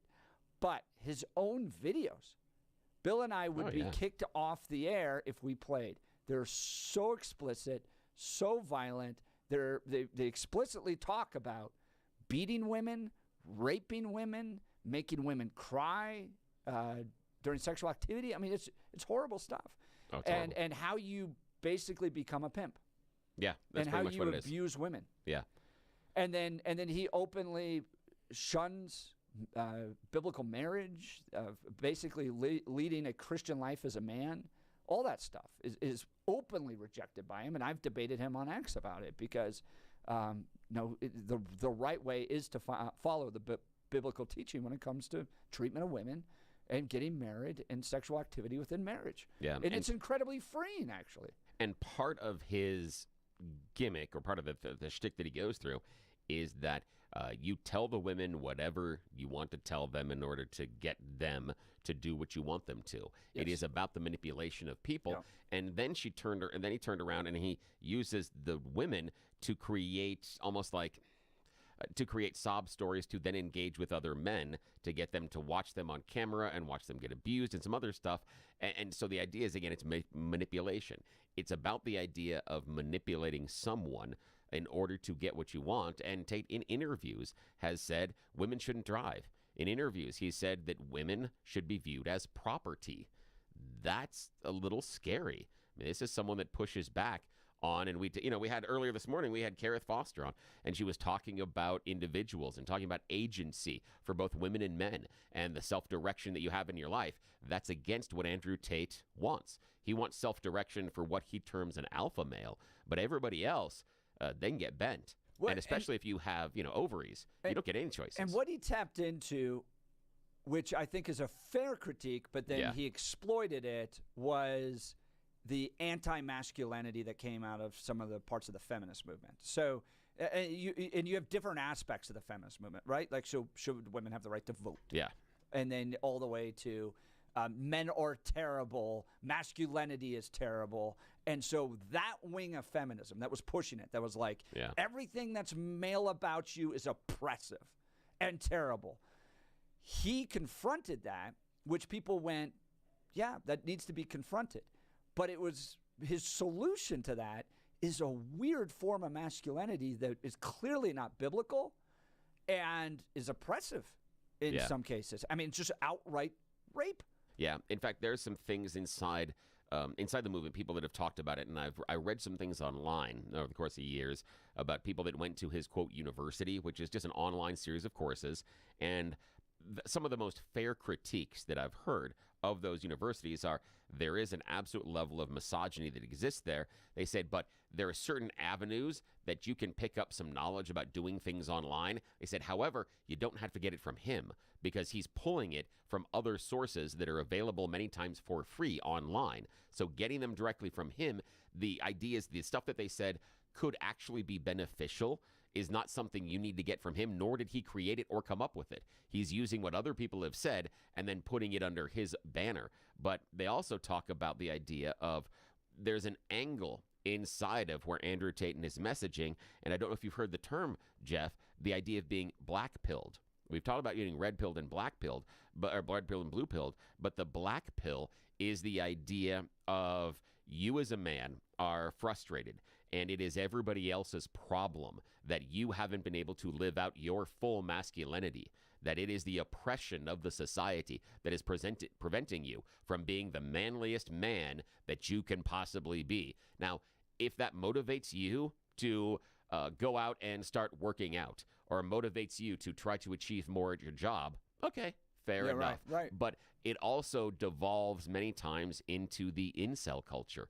The idea of the people that are voluntarily celibate because they feel shunned and they can't then get the women, but then they turn around and they start objectifying women. Yeah, and it's right. not just looking at them objectively, like, looking at porn sites or anything like that. It's the idea of literally feeling that women should be and only can be treated as objects. They do not have to have a thought in their brain.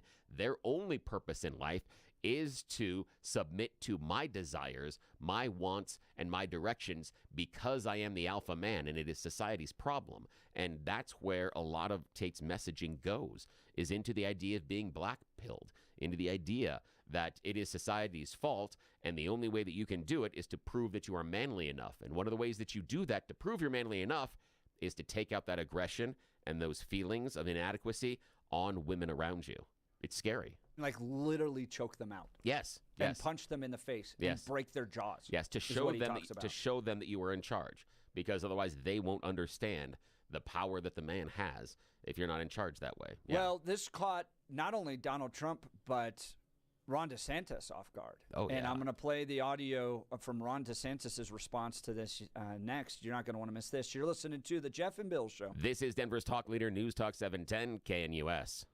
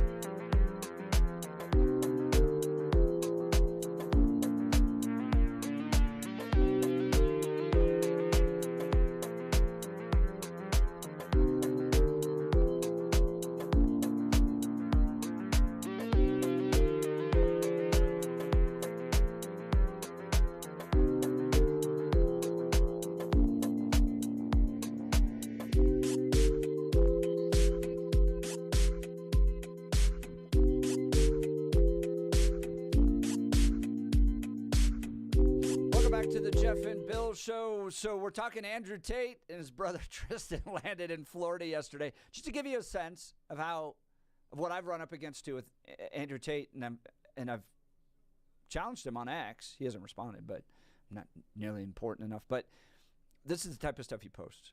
If all your children come from one woman, you are not a conqueror. Okay. That's interesting. Some of the interesting things I've been pointing out is that Jesus had no children, and he conquered it. Sure did. Conquered the whole world. Yeah. King of the world. But that's just explicitly anti-biblical. Yeah. Like it's a direct opposition to the teachings of the Bible with how you're supposed to raise a family and care for them, and the idea that you must, if you really want to be a man, have children with more than one woman. Is crazy. But the thing that I ask, and I'll have you play DeSantis thing in a second. I know that's where you're going in this one. The thing for me that really stands out in that is the idea that his filter is fathering children, not being a father. Yeah, He's right. not advocating 100%. for being there and helping raise the family. The thing that you see in conservative circles all the time about fatherless families. Yeah. He's right. not advocating to be a father. He's advocating to be a sperm donor and to get some. That's not it. Yeah. And that's where I would challenge him on that is like, you're not trying to be a father at all. And then I'd ask who hurt him when he was a kid, and then he'd be mad at me and try to kick me in the face. But that's okay. Been there, done He's got that. an interesting story with his dad. Yes, he does. Here's Ron DeSantis getting asked about Andrew Tate yesterday. Reporting out there that controversial podcaster and human trafficker Andrew Tate may be on his way to Florida. Is he welcome here? What would the state do to send him back to Romania or whatever? We have no involvement in that. I read about it through the media. Clearly, the federal government has jurisdiction, whether they want to rebuff his entry into the United States, and I have confidence that whether it's Pam Bondi or Kristi Noem, that they will be looking at that. I do know our Attorney General, James Uthmeyer, is looking at what state hooks and jurisdiction we may have to be able to deal with this. But the reality is no, Florida is not a place where you're welcome. With that type of conduct in the air. And I don't know how it came to this. We were not involved. We were not notified. I found out through the media that this was something that was happening. Okay, guys, thanks so much. God bless everybody. Ron DeSantis. Nice so, way to end it. I mean, the pushback happening online among Andrew Tate's supporters is that you're a beta male if you don't support Andrew Tate. So here's my question, listeners. Yeah. Good to have Andrew Tate back in America. Is this somebody that the conservative movement should embrace? He's pushing back against the feminists and reclaiming masculinity? Or is this a bizarre, broken version of masculinity that he's promoting and he needs to get back to the teachings of the Bible, and conservatives shouldn't embrace Andrew Tate? Andrew Tate good? Andrew Tate bad? Ooh. Give us a call, 303-696-1971. That's 303-696-1971. Text us on the Dan Caplis Law text line, 720-819-5115. We'll continue the conversation. And I thought we were going to get Epstein files yesterday. I know. We're That was a get into big that as That well. was a big nothing burger. We'll have to talk about that. We got a lot to cover. You're not going to want to miss it. You're listening to The Jeff and Bill Show. This is Denver's talk leader, News Talk 710 KNUS. Is Andrew Tate the type of masculinity we need?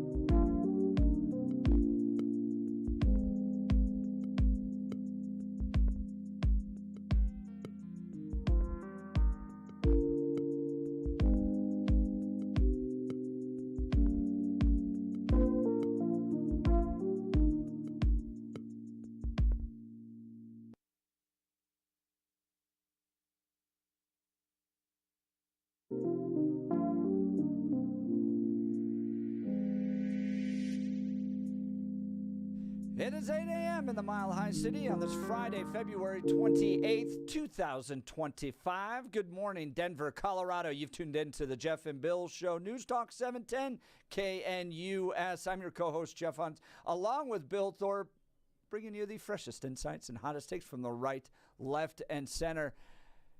J.K. Rowling, Bill, talking about some events happening in Colorado. Oh, really? Yeah. Harry Potter event? Are we going Potter? You know, it would be Potterton? better. What are you doing? Unfortunately, it's the Tesla attacks and how the media is covering the Tesla attacks up north by saying it's a woman that's covering this. Andy No doing some digging going, that ain't no woman, man. That's a dude in a dress. All of this going to be coming up. And J.K. Rowling weighing in on it. She's saying it's crazy how many dangerous, unbalanced, violent women have started wearing obvious man masks to carry out their crimes. Someone really needs to track down the supplier, she writes. We're going to get into this story. You're not going to want to miss it. But first, news and comment with Blake Olson. Blake Olson. Blake Olson, news and comment.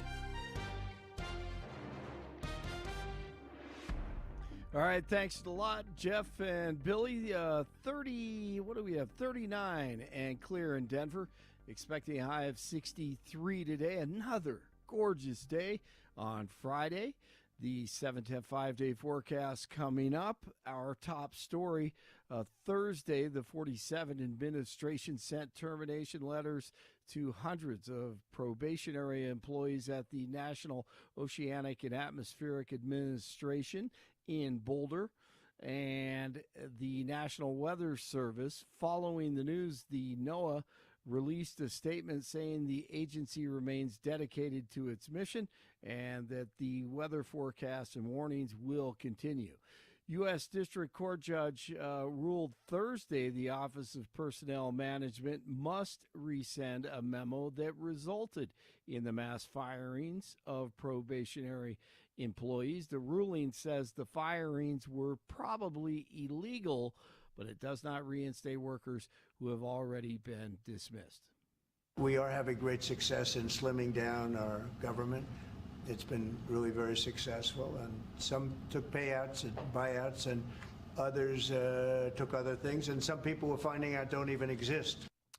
Ukrainian President Zelensky and DJT to meet at the White House today. Zelensky is expected to sign off on a deal sharing Ukrainian mineral resources. Zelensky wants security guarantees against more Russian aggression before he signs his Victoria John Hancock to the deal. Hundreds of documents related to convicted sex offender Jeffrey Epstein have been released by the Justice Department. However, Attorney General Pam Bondi, of course, says there's still more to be uncovered and ordering the FBI to give her all the documents related to the case by today. We still don't know if that has happened yet. The deadline was 8 o'clock this morning Eastern, 6 o'clock Denver time. Epstein took his own life in a New York City jail, of course, in 2019 while awaiting trial on sex trafficking charges and much more. The FBI holdovers are in the middle of a cover-up. Kash Patel has to clean it up, and one of the attorneys for one of Epstein's victims, outraged. What we saw evidence of was CSAM, this child pornography. This is the issue that the FBI and the U.S. Attorney's Office completely missed.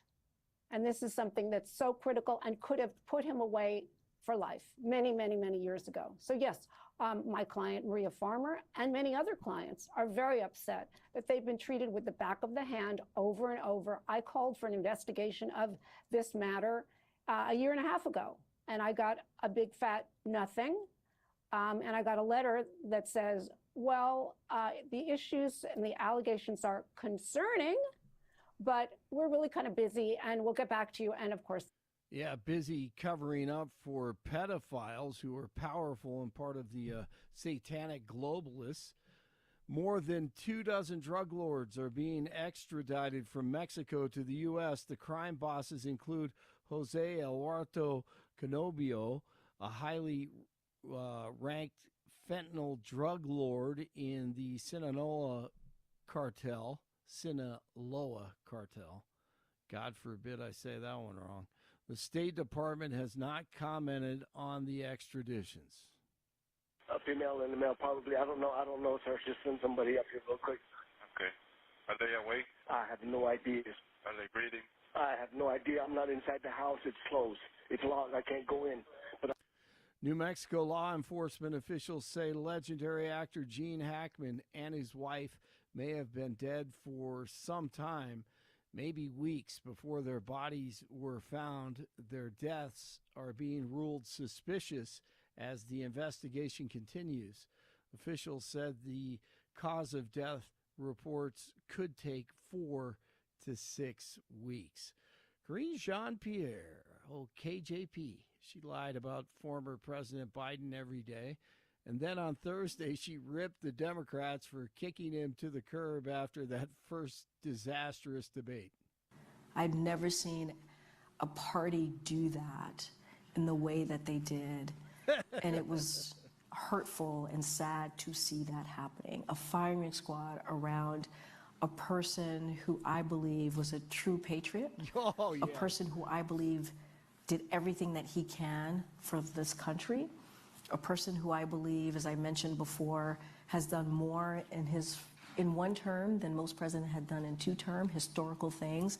And I was shocked by what I was. More in 2 term. Bucks beat the Nuggets last night, 121 to 112. 38 in Aurora, 36 in North Glen, 39 in Denver. Jeff and Billy continue. The job is already a cooker pressure. It's already incredibly difficult. I'm sorry. That what I was doing had value. Blake Olson, News Talk 710, KNUS. Spring-like weather will dominate the weather forecast here in Denver and along the Front Range and Plains today through the weekend. So the last day of February today looks great. March comes in like a lamb for Saturday and Sunday. We'll be deep into the 60s. Overnight lows will be mostly in the 30s. Sunshine, a mix of high clouds and sun, just great weather. Sunday will bring increasing clouds, and there might be Sunday night to our south and east a few showers. Monday, clouding up, cooling off, rain and snow chances Monday night and Tuesday. Meteorologist Don Day in the 710 KNUS Weather Center.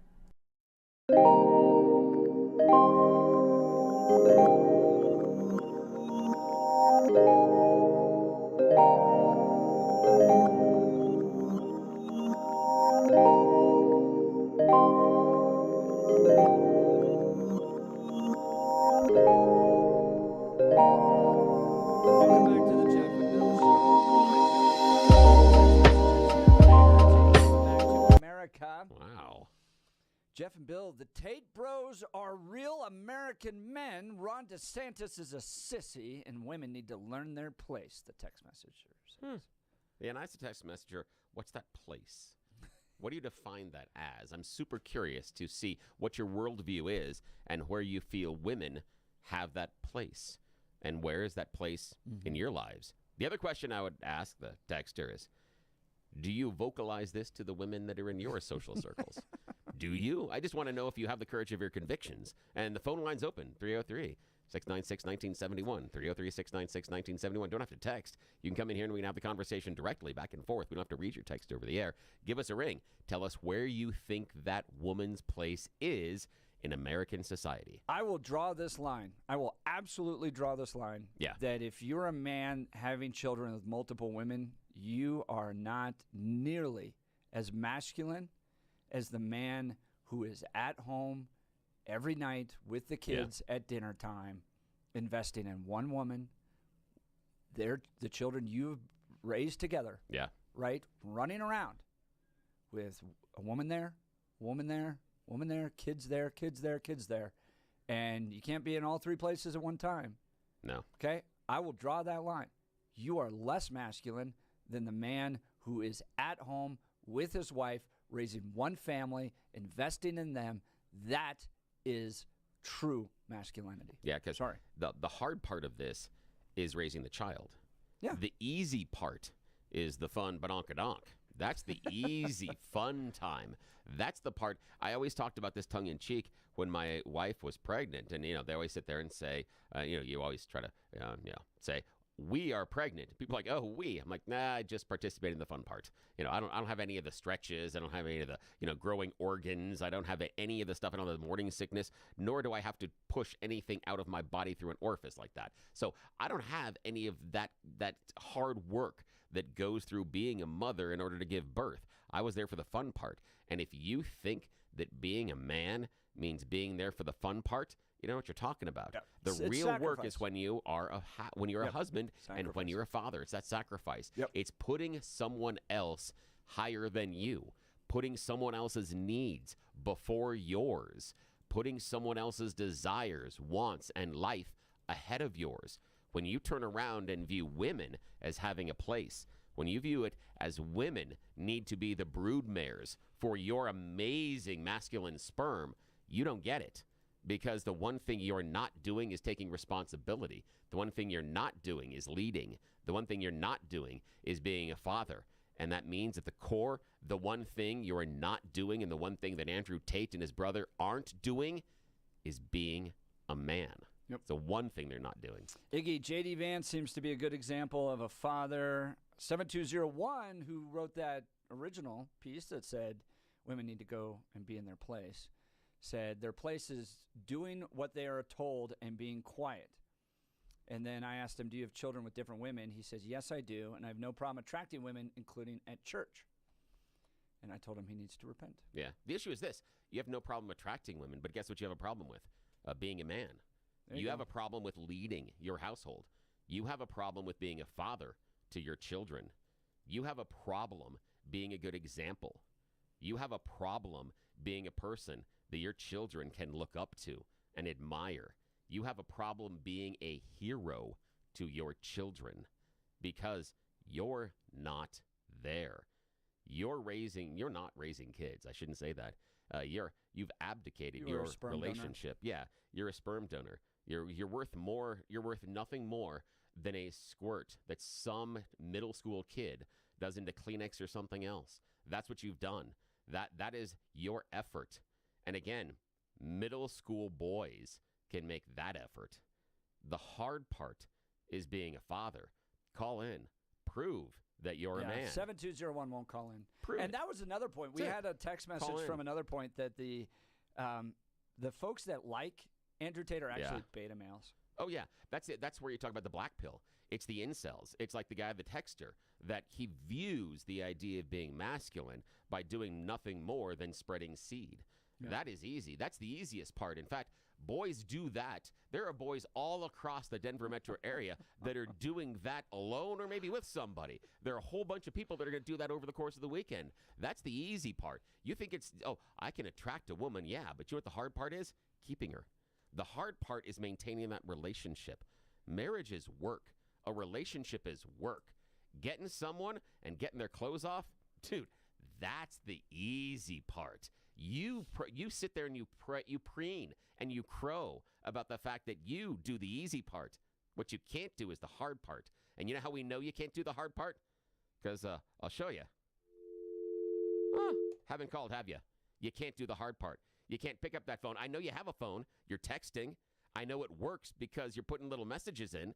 But what you can't do is dial the 10 digits to eliminate that 72011 dial tone. He has a job. He can't work. No, hang on a second. He's a real alpha male. But isn't he man enough? They can't take a moment from his job to call in. Isn't he man enough to turn around to his boss and say, I need 5 minutes? You can't go. You can't pretend. Well, obviously he's not the boss. Obviously not. Obviously he's not in charge. You know, you can't. He can't take 5 minutes as if he's going to go. Because he's got a little bit of the runs and go to the bathroom and take 5 minutes to tell us and put us in our place. No, alpha males. No. Alpha males don't ask for permission. No, but the alpha male is stuck at his job and he can't possibly pick up the phone and call us. Because he's so strong and he's showing his alphaness by not being able to put people in their place. Nicely done. You've proven exactly who you are. Exactly. Come on. 0635 reminding us that women close to God in the sense that they give life. Yeah. And behind every successful man is a great woman. I agree entirely. That's a great point. That the texter. Guess the one thing you haven't done? Grown a kidney. Yet there are women across this country that have done that. You haven't grown a brain, have you? Pun intended. No. But there are women that have. And the women in your life, the ones that you view as need to sit down, shut up, and do what they're told, they've done things you can't. But yet you can appreciate them for that because of your worldview. And the reason is because if you appreciate them and you give them credit and look at them for doing things you can't, it cracks your masculinity. It takes away your feeling of superiority because the woman can possibly, in your mind, do something you can't attain. But a real man understands that. A real man understands their weaknesses. A real man doesn't paper over their weaknesses. A real man acknowledges them and takes responsibility. A real man also would, I'm just saying, call the show.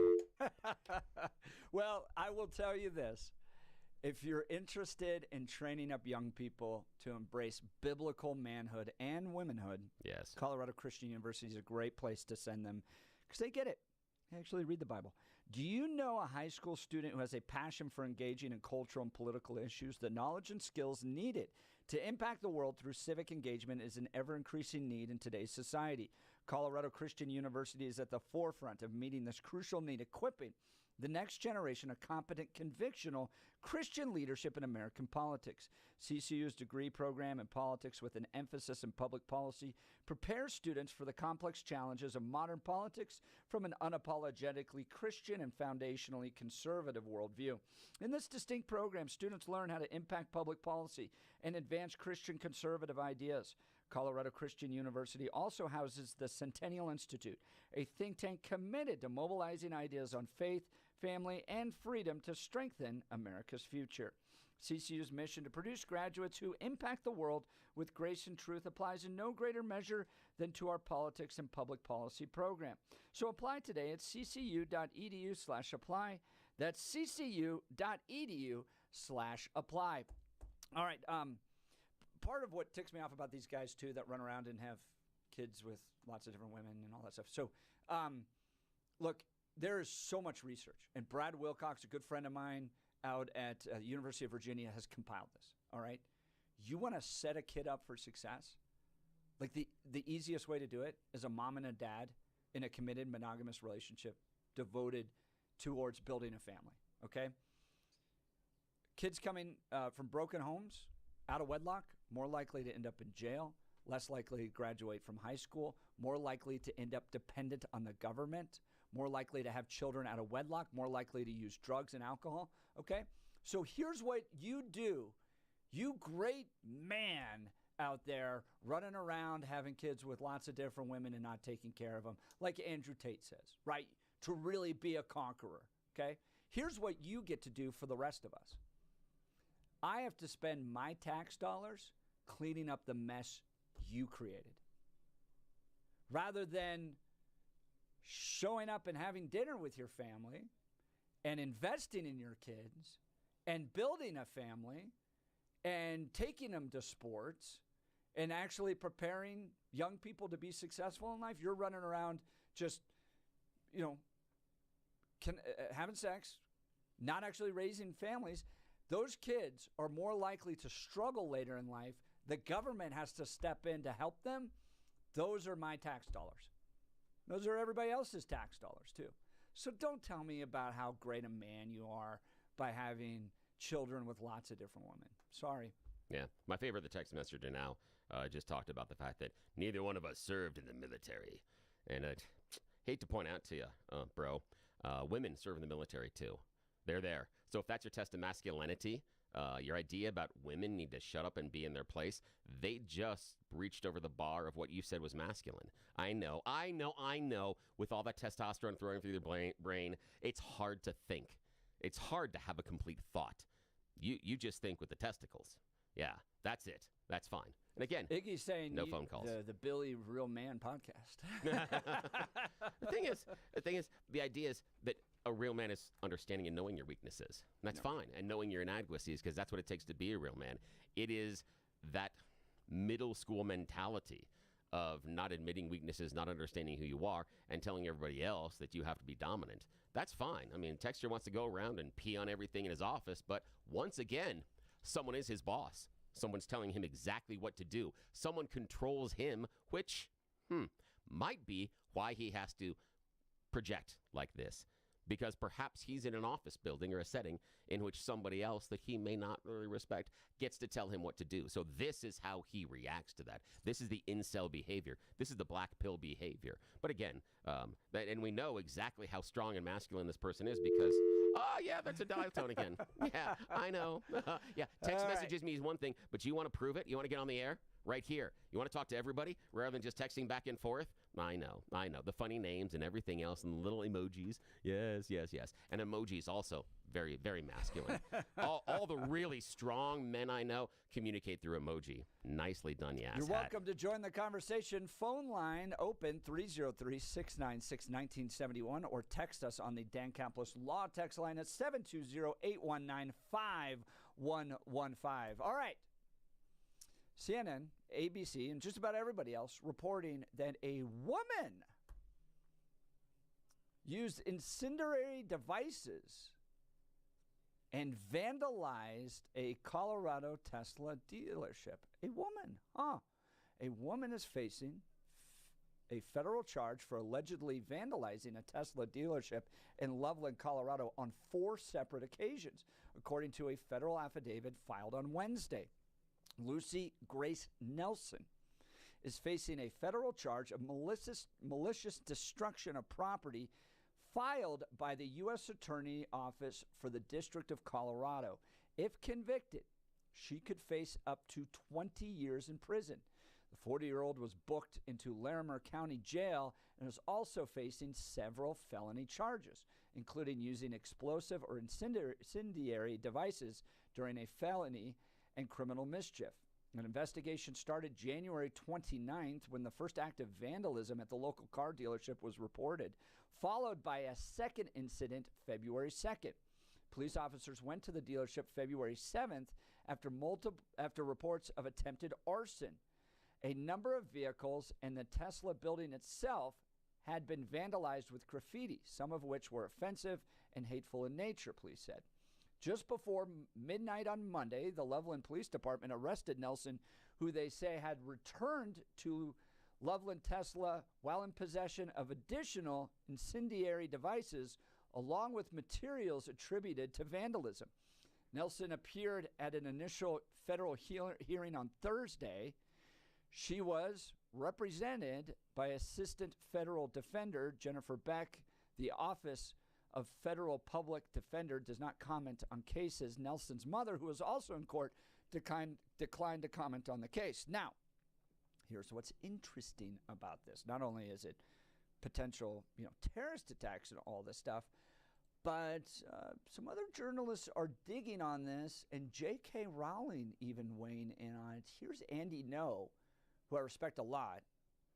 I think he digs up and really gets to the truth on this. He writes, a radical Trantifa activist has been arrested in Loveland, Colorado for allegedly carrying out a series of violent attacks on Tesla properties using incendiary devices. Lucy Grace Nelson, a man, has been incorrectly booked into the jail as a female by the Larimer Sheriff. I can exclusively report that his real name is Justin Thomas Nelson. Nelson faces charges of using explosives or incendiary devices during a felony, criminal attempt to commit a Class 3 felony, and more. He has a long history of posts obsessing about fighting fascism and white supremacy. In recent weeks, leftists have intensified calls urging domestic terrorist attacks on Tesla property as revenge against Elon Musk and the president. Lucy Grace Nelson, a leftist man whose real identity is Justin Thomas Nelson, is referred to as a woman in the mainstream media reports about his alleged violence attack on the Tesla property in Colorado. He had his homemade bombs. Online, Nelson has groomed children into transitioning and encouraged them to lie to their families. And he has posts from a Reddit comment board where a user going by the name Lucy Grace Nelson writes this to a young person that's thinking about trans but having problems with Christian parents. If, like me, you are a girl in a boy's body, it may be helpful to delay puberty until you're either 18 and don't need your family's approval, or your family is willing to let you go on hormone therapy so you can have a female puberty instead of a male puberty. A little bit later, they said, if your parents are Christians and not supporting you doing this, perhaps you can get your parents to bring you to therapy, make up a fake reason if you have to, and tell the therapist you're trans and you need to hide it from your parents. They may be able to help you much better than that. Okay, so you have the original reporting that this was a woman who did this. Then you have Andy No saying, no, this is a man. Now you have J.K. Rowling weighing in on it, the author of Harry Potter. Because if you look at a picture of Lucy Grace, it doesn't look like a woman at all. Looks very masculine. And she writes, it's crazy how many dangerous, unbalanced, violent women have started wearing obvious man masks to carry out their crimes. Someone really needs to track down the supplier. And she retweets a post of ABC News saying a woman in Colorado has been arrested after police caught her with an explosives at a Tesla dealership. This is, from my perspective, Bill, part of the problem with the trans movement is that you're getting incorrect reporting. From my understanding, according to Andy No, this is not a woman. This is a man. And all the headlines are that a woman was attacking a Tesla dealership up in northern Colorado. This is a man who thinks he's a woman, but this is not a woman attacking a Colorado Tesla dealership. Your thoughts? Yeah, it's a woman. I mean, again, I don't think we need to go into the biology versus gender construct argument, because that's where this is going. If the person presents and says they're a woman, okay, fine. That's the idea. And but it's not. It's not a woman. Yeah, it's a man. If the person says they're a woman and they present themselves as a woman, go right ahead. Yes. But that's not a woman. Why not? Just because you say you're a woman doesn't make you a woman. No, but you know, wearing the dress and presenting yourself as female and doing that, that's fine. That's okay. But that's the issue. That's what we had this morning with Kareth Foster. The idea of, you know, what body you were born into and respecting someone's individuality. This is the issue, is that we all of a sudden are deciding what you can and can't be. We've decided this. And here's the fun part, is in this entire discussion so far, and what Andy's focusing on is not the vandalism, not the crime, but the crime of the person being who they are. Now, I do disagree with what they were saying to the other kids, and that happens a lot. We have an instance in Jefferson County schools of someone that is gay doing the same thing to a child. We have instances in Jefferson County schools and other school districts of people that are heterosexual doing the same thing to children. It is not the purview only of the transgender. However, with what Andy's saying, what other criticisms are, is it's because they're transgender. The issue here is the crime. This person was doing something stupid. I don't care if they identify as a male or a female. They're a criminal alleged to do this. That's what we need to focus on. Why do they feel this is the way to act out? Why is this the manner of protest? This is the idea that we have the argument about during the Black Lives Matter, the gun holes and the shots fired at our state capitol. Mm-hmm. This is the issue we have with January 6th, that we were so mad about the results of the election, we showed up and we beat police officers. It's that action. That's the action we need to focus on. The idea this person is transgender in the larger conversation is irrelevant. It's largely irrelevant to their action. You don't think it's indicative that there might be mental health problems within the transgender community? No, because remember Jefferson County schools, we had 8 instances, and how many of those were transgender? 0. And the vast majority of them were heterosexual. And that's the issue. So this is why what we're seeing is we see a transgender person doing something and we go, we now need to stereotype the entire population. You want to know why they feel attacked? You want to know why they feel ostracized? You want to know why they have higher instances of self-harm? Why they have higher instances of ideation and attempting suicide? Right. It's because of this. Because we're not focused on we're not focused on the why crime. We're we're focusing on who the person is. You just listed a whole list of mental health problems. You just went through a whole list of mental health problems. Yes. Because in cases like this, we can't say that there might be mental health problems within the trans community. How and why are they caused? See, you're coming from the idea that they do this because they're transgender. And what we see inside the studies is not because of that. It's because how society makes them feel. It's because when this happens, when someone that is transgender comes out and does something like this, the entire population is indicted for it.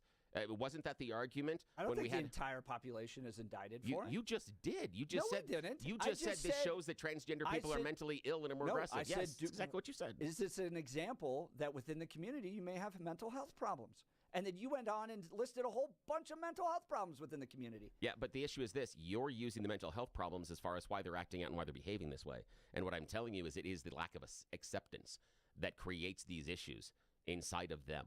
That's where that ideation comes from, because the society tells them they shouldn't even exist. We get on the text messages all the time that they shouldn't exist. That's where this comes from. And the idea is here. We have someone that is committing a crime, and where is the focus? Where did Andy go with his focus? Transgender. Booga, booga, booga, booga, booga. He didn't focus on the crime. He's pointing out the fact that they got this all wrong. He didn't point on the crime. All of the media's gotten this wrong because they're buying into an agenda. No, not an agenda. This is about driving an agenda. No, not at all. It doesn't Bill, matter if the person is transgender, male or female. Accepted in the Cherry Creek School District right now, a trans person or a Bible-believing Christian with a WWJD bracelet on? The Bible-believing Christian with No WWJD. way. Yes, absolutely. No way. Yes. Yes. By absolutely. the administration and their teachers and all those teachers with little pride flags up in their classrooms. Yes. Yes, absolutely. No way. Yes. Yeah. Yeah, because you know what? They don't have to deal with. Conservative Christians are treated like gay people were in the 80s and 90s right now.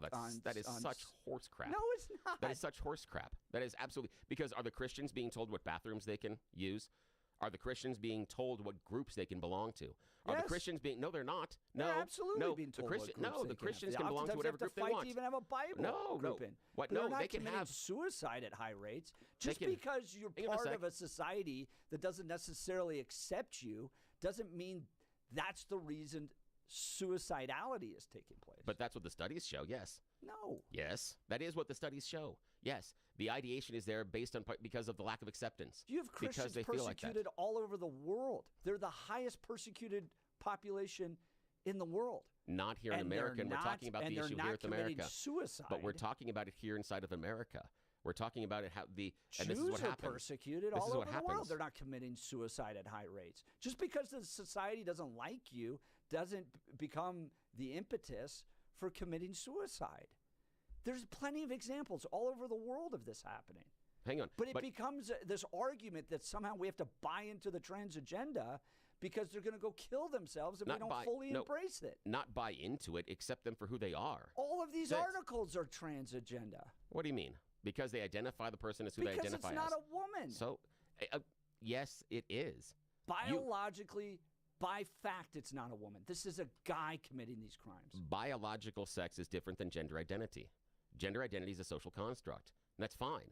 I understand that you disagree with that, but that's the issue here. And again, what we're looking at is this. This person commits a crime, and we're telling them they're guilty for being transgender. Not guilty for doing the crime. We're indicting them for something else. That's where I'm pushing back on this. That's why this is a pile of crap, is because we're not focusing on the action. We're focusing on who they are. We're indicting them for who they are, not the actions they take. And I thought someone could have these type of feelings and freedoms. No, freedom and liberty evidently is constricted on Because who you're allowed to there's be. actual impacts, Bill. On who you're allowed to be. Where does this person get put in the jail? Depends. Is it fair to other women to have Lucy Grace Nelson in prison with them? What do you mean by fair? To have a dude in a prison cell with a woman, is it fair for the other women If she identifies in as those prison transgender, cells? why would Yes. it not be? As long Because as the person, it's hang a on, guy. as long as the person is not accused or convicted of sexual assault or some sort of a crime like that, or a crime against someone of the opposite sex, then I don't see any issue. The idea is if someone that is transgender is convicted of vandalism, I don't see the problem with having them in the same prison facility as a woman, as a biological woman. If I someone's transgender, totally disagree if someone's with that. transgender and they're convicted of embezzlement, I don't see any problem with putting them into a women's prison. If someone is transgender and male, I don't see any problem putting them into that population if they're convicted of something else. If it is a violent act, that's different. That's different because of who else they're going to be exposed to, and there are some consequences there. There also are some ideas about who they're acting out against. So that changes the conversation. But someone as far as vandalism in this case, I don't see anything preventing it. I don't see any problem with it. Join the conversation. Phone lines are open 303-696-1971 or text us on the Dan Caplis Law text line at 720-819-5115. Attacks taking place at a Colorado Tesla dealership have drawn the attention not only of journalists like Andy No, pointing out that Larimer sheriffs have gotten the gender wrong. It's not or sex wrong. I don't separate them, but that it's not Lucy Grace Nelson. It's actually a man named Justin Thomas Nelson, and J.K. Rowling weighing in, saying that we're continuing to have women or men. Obviously, that are men creating these problems, and she's even weighing in. So we'd love to have your thoughts on this, 303-696-1971, or text us on the Dan Caplis Law text line, 720-819-5115. I see this as agenda-driven with regards to the coverage of it. It's clearly not a woman, according to Andy No. And the truth needs to be told here. And Bill thinks that the media, at least Andy No and J.K. Rowling, are focusing on the wrong thing. And and that as a result, we're stereotyping trans people. Where do you fall along the lines on this? You're listening to The Jeff and Bill Show. We are Denver's talk leader, News Talk 710 KNUS. What's the crime? Vandalism or being trans? At this hour, I'm Christina Ohio in Dallas, and here are your top stories. A person in their 40s was arrested after police say they found explosives at a Tesla dealership in Colorado. This marking the latest instance in a series of events where people are vandalizing Tesla vehicles and dealerships in opposition to CEO and Doge leader Elon Musk, who was working with the Trump administration to eliminate waste, fraud, and abuse from the federal government. Legacy Media has named the suspect as Lucy Grace Nelson. However, a quick investigation identified the suspect as Justin Thomas Nelson. According to a news release from the Loveland Police Department, Nelson is being charged with having explosives or incendiary devices, felony criminal mischief, and criminal attempt to commit felonies. Police say they launched an extensive investigation on January 29th after the dealership was vandalized several times, adding that more incidents happened on February 2nd and February 7th, progressively becoming more severe. In addition, very offensive derogatory messages were left at the dealership. During police surveillance, Nelson was allegedly spotted with additional incendiary devices, along with materials attributed to vandalism. President Donald Trump welcomed Prime Minister Keir Starmer to the White House and praised Brexit, hinting that Britain may be spared tariffs while the EU may not be so lucky. Watch. And we do have problems with the EU because they've tariffed us. They do it in the form of a VAT tax, which is about 20%, and many other taxes. They sue our companies. They sued Apple, got 16 or 17 billion dollars, which was, I think, totally a ridiculous decision. And they're suing Google for a lot of money. They're suing a lot of other companies, and we don't like the way they're treating our people now. We don't like the way they're treating our companies. They sell us cars. We don't sell them cars. They don't take our cars. They don't take much of our agriculture. And we have a deficit with them of about $350 billion. So I wouldn't say it's been such a great relationship personally, but other people did because it's politically correct to say that it's been good, but it hasn't been good. And we're going to change that, and we are going to have reciprocal tariffs. 2A superstar Travis Hunter says he won't work out at the NFL Scouting Combine. The Heisman Trophy winner might play both quarterback and wide receiver in the NFL next season, after doing the same at Colorado under head coach Deion Sanders. Hunter said during his media availability in Indianapolis that it will be up to the team that drafts him to decide his primary position, but that he hoped he would be allowed to line up on both sides of the ball. Hunter says, quote, "I've been doing this for a long time, so I feel like I can keep doing it." That's what you need to know at this hour. In Dallas, Christina Ohio, Salem News Channel.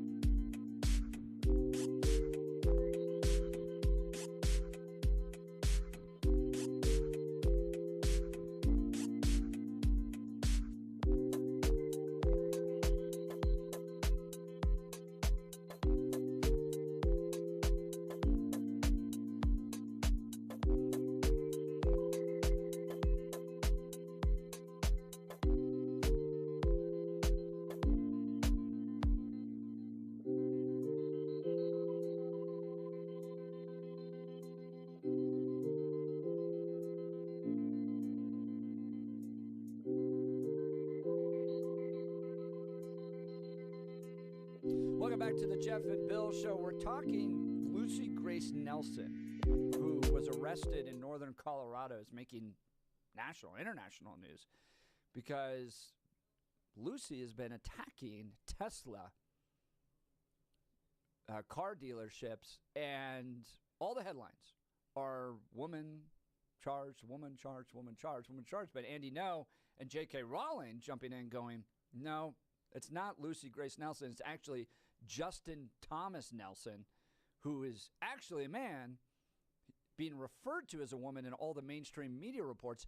I think that this is a perfect example of the confusion transgenderism is creating in this society. I think it's very clear. You're either boy, girl, man, woman. It's rooted in your biology. Can a man wear a dress and try to want to be a woman? Yeah, he can. He has a freedom to do so, but he's not actually a woman. And the headlines are wrong. They have probably booked this prisoner into the female section of the jail. That affects the safety of women because he's a man by nature. He's going to be stronger. I'm not saying that he's going to attack them, but he already has a history of violence. No, but yeah, you are. You're saying he will attack He them already because has a history of violence. But you said he put the women in danger. So you are saying he is going to attack him. He's a stronger person. He's a man now put in with women, and he has demonstrated that he's a violent human being. Yeah. It's like, well, because he hasn't directly attacked a woman, the women should not feel unsafe around him. The thing for me is that I told you that the violence is the line in which I will draw. I understand the idea of violence, but again, we have to look at how they're. That's a different level. I'm not certain that he's going to be able to plant bombs inside of a jail. And if he's acting out and attacking an individual, another person in jail, just like any other prisoner would inside a jail. Yeah, but hang on, you have violence. Of all the confusion right now. What's this person's real name? Hang on. We don't know. I don't know if it's Justin. I don't know if it's Lucy. I don't know if it's male or female. What the hell's going on up in northern Colorado? I don't know. Yeah, and the one thing we need to be mad about is the fact the person's trans, not the crime they committed to the vandalism. That's where I'm pushing back on this. Because what we're doing here is we're saying the crime is now the trans. That's the thing we need to be focused on. That's what we're mad about. We're not mad about what they're doing. That's what we're not doing here and ignoring the vandalism that happened at the Tesla dealership. That's the actual crime that happened, but we're indicting this person and we're calling them guilty just for being trans. That's the issue here. And I have talked about the idea of violence, but guess what? We house men with men. They beat each other up. We house women with women. They beat each other up. So the idea that we're introducing this person into the prison and that is the impetus for violence. Separate them. There's a reason we separate them. Hang on.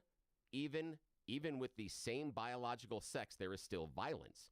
So the idea that this person introduces violence into the prison system, I believe, is incorrect. Now, if the person is housed inside a women's prison and physically attacks or assaults a woman, then I will change where they are housed because of their personal behavior. Yes, I will do that. Absolutely. You don't see all the confusion around this case. This isn't just... Oh, yes, Andy No and you and everybody else. Yes, I see a ton of confusion. This isn't yes. Justin Thomas Nelson attacked Lots of confusion. A dealership. This is, we don't know their name. We don't know their gender. We don't know where to house them. All the confusion around this because our mainstream media and our culture has embraced trans ideology. In 30 seconds, I just solved all that confusion. And we're still mad, and we're still mad about who it is. It's Justin Lucy. Thomas? It's Lucy. And Lucy should be housed in the female population because Lucy is presenting as a female. And so that's fine. And I will treat Lucy as a female. And if Lucy begins to assault other women in the prison, I will make different choices. But it's and not house Lucy, her it's then Justin with, Thomas. according to you. No. And not according to Lucy.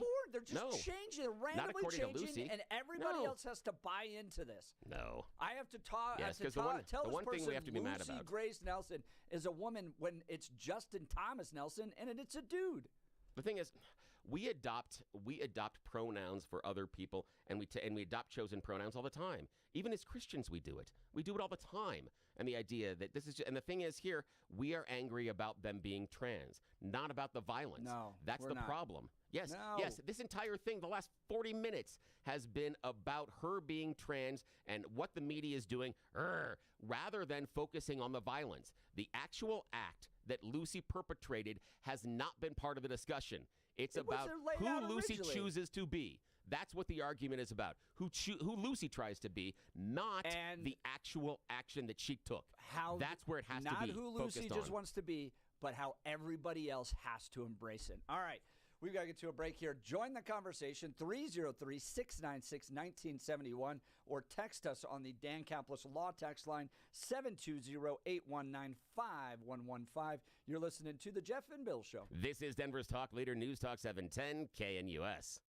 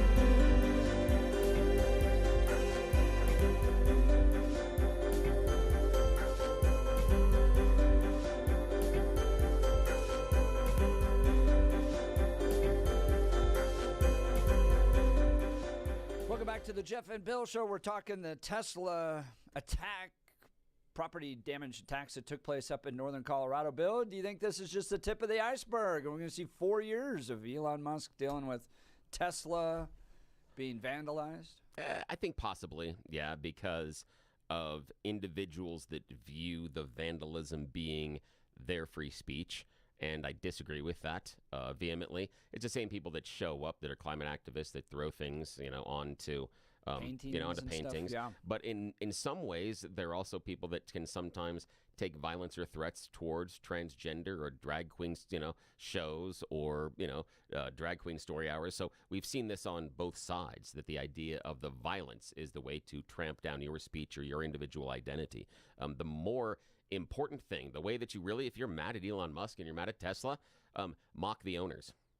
Don't do anything to their cars, but mock them. The idea of the advertising campaign that just popped up this week internationally that tags Elon Musk and says, in 3 seconds can go from 0 to 1939.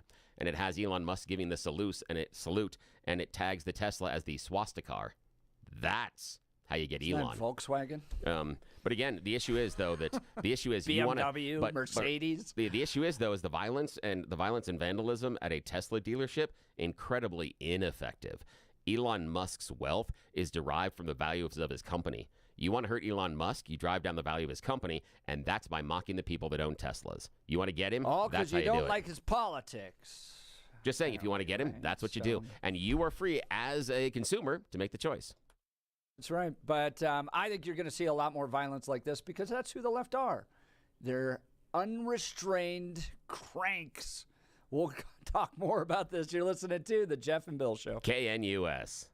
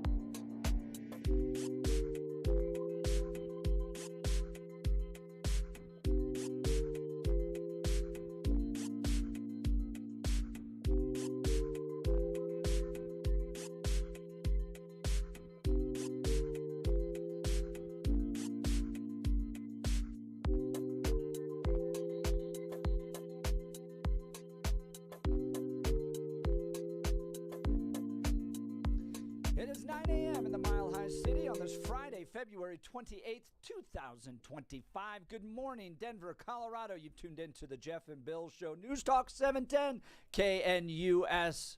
I'm your co-host, Jeff Hunt, along with Bill Thorpe, bringing you the freshest insights, hottest takes from the right, left, and center. Congratulations, you just woke up in the greatest country in history. Let's kick it off. You're heading to work. You're one of the doers out there.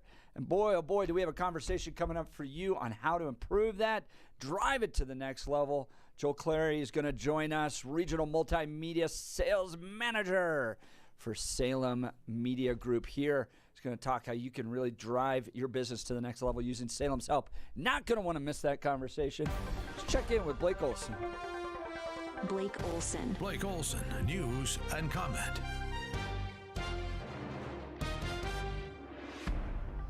Hey, thanks a lot, Jeff and Billy. 49 and sunny in Denver, expecting a high of 63 today. The 7-10 5-day forecast coming up. Our top story, Ukrainian President Zelensky is set to meet with DJT in D.C. today to sign a deal on sharing Ukrainian mineral resources. Hopefully he won't go home and talk trash about the U.S. to the media in Ukraine when he returns home. He does that occasionally. Cuts continue, but one federal judge trying to fight some of them. DOGE continues to plow ahead on day 39. We are having great success in slimming down our government. It's been really very successful, and some took payouts and buyouts, and others took other things, and some people we're finding out don't even exist. Former comedian Stephen Colbert. I know. It's Colbert. Trump talked about all the stuff DOGE is cutting and all the stuff they're not cutting, and it got weird. 20 million here, 30 million here for, a little educational course on something. Circumcision, right? Circumcision.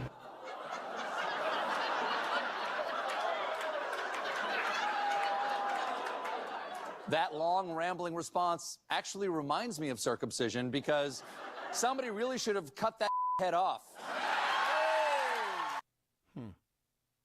That's funny. Okay. No, this is funny. Karine Jean-Pierre, KJP, remember her, talking about her old job. The job is already a cooker pressure. It's already incredibly difficult, and to be the first to add that on top of what a difficult job, some people have said, it's the hardest job in the White House, it's a hard job, whatever. People would say that to me. Would you say that? I'd be like, yes, it is. Thank you. Thank you, it is. A pressure cooker, indeed. The holdover FBI, New York Southern District, feeling the pressure from AG Pam Bondi. She wants all the Jeffrey Epstein goods to be exposed to the American people, but they are covering up for the pedos like Bill Clinton and God only knows who else in the globalist community, that big club.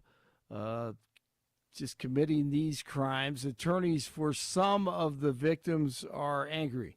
What we saw evidence of was CSAM, this child pornography. This is the issue that the FBI and the U.S. Attorney's Office completely missed.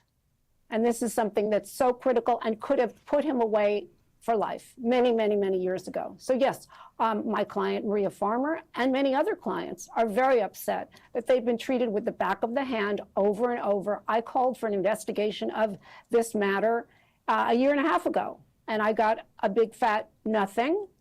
And I got a letter that says, well, the issues and the allegations are concerning, but we're really kind of busy and we'll get back to you. And of course, That's Jennifer Freeman. UK Prime Minister Starmer at the White House Thursday, and J.D. Vance stood his ground on free speech, and Europe should be concerned. I said what I said, which is that we do have, of course, a special relationship with our friends in the UK and also with some of our European allies, but we also know that there have been infringements on free speech that actually affect not just the British. Of course, what the British do in their own country is up to them, but also affect American technology companies and by extension American citizens. So that is something that we'll talk about today at lunch.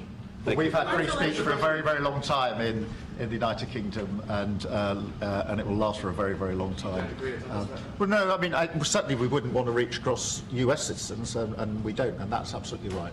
But in relation to free speech in the UK, I'm very proud of our history there. Yeah, tell that to Tommy Robinson. The planets are set to align tonight in a rare celestial event. Just after dusk, Mercury will join Mars, Jupiter, Uranus, Neptune, Venus, and Saturn in the western sky. Iowa lawmakers have voted to eliminate civil rights protections from transgender citizens. The state made gender identity a protected class 18 years ago, meaning transgender people were shielded from discrimination in employment, housing, education, and public accommodations. However, Republican lawmakers voted to revoke those protections. The bill heads to the Republican governor's desk for final approval. And finally, on this Friday, if Tesla terrorist plotter 40-year-old Lucy Grace Nelson is a woman, my name is Karine Jean-Pierre. The job is already a cooker pressure. It's already incredibly difficult. NBA last night, the Nuggets lose to the Bucks 121 to 112. 45 in Castle Pines, 47 in Lakewood, 49 in Denver. Have a great week. Jeff and Billy continue. And you know how we know you can't do the hard part? Because I'll show you. Haven't called, have you? You can't do the hard part. You can't go. He can't take 5 minutes as if he's going to go, because he's got a little bit of the, the runs and go to the bathroom and take 5 minutes to tell us and put us in our place. No. TG, I love that, man. Bill's the Kleenex reference, the runs. Yes, it's just man. all full of it Hey, today. we got the sales guy in here. You realize what you're doing to me? Wait a minute. Let me Yes. Did you realize I'm gonna have to have a meeting after this now? Oh man. This was an anomaly. Joel saying, clean it up. Exactly. Oh, you have no idea what just ran through my mind there about the references we just had. I I'm in so forgot much my trouble. name. Blake Olson, News Talk 710 KNUS. Spring-like weather will dominate the weather forecast here in Denver and along the Front Range and Plains today through the weekend. So the last day of February today looks great. March comes in like a lamb for Saturday and Sunday. We'll be deep into the 60s. Overnight lows will be mostly in the 30s. Sunshine, a mix of high clouds and sun, just great weather. Sunday will bring increasing clouds, and there might be Sunday night to our south and east a few showers. Monday, clouding up, cooling off, rain and snow chances Monday night and Tuesday. Meteorologist Don Day in the 710 KNUS Weather Center.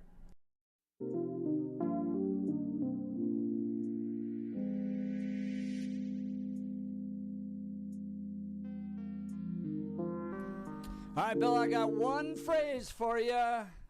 Human resources. Show me the money. Oh, good. That's a better phrase than the one I'm going to have to listen to later Show today. me the money. Donald Trump's president. We're going to kick off this economy. Things are going to be going great. And if you've got a business out there that you want to really press to the next level, new client acquisitions, get those deals done, get those clicks to your website, get those leads.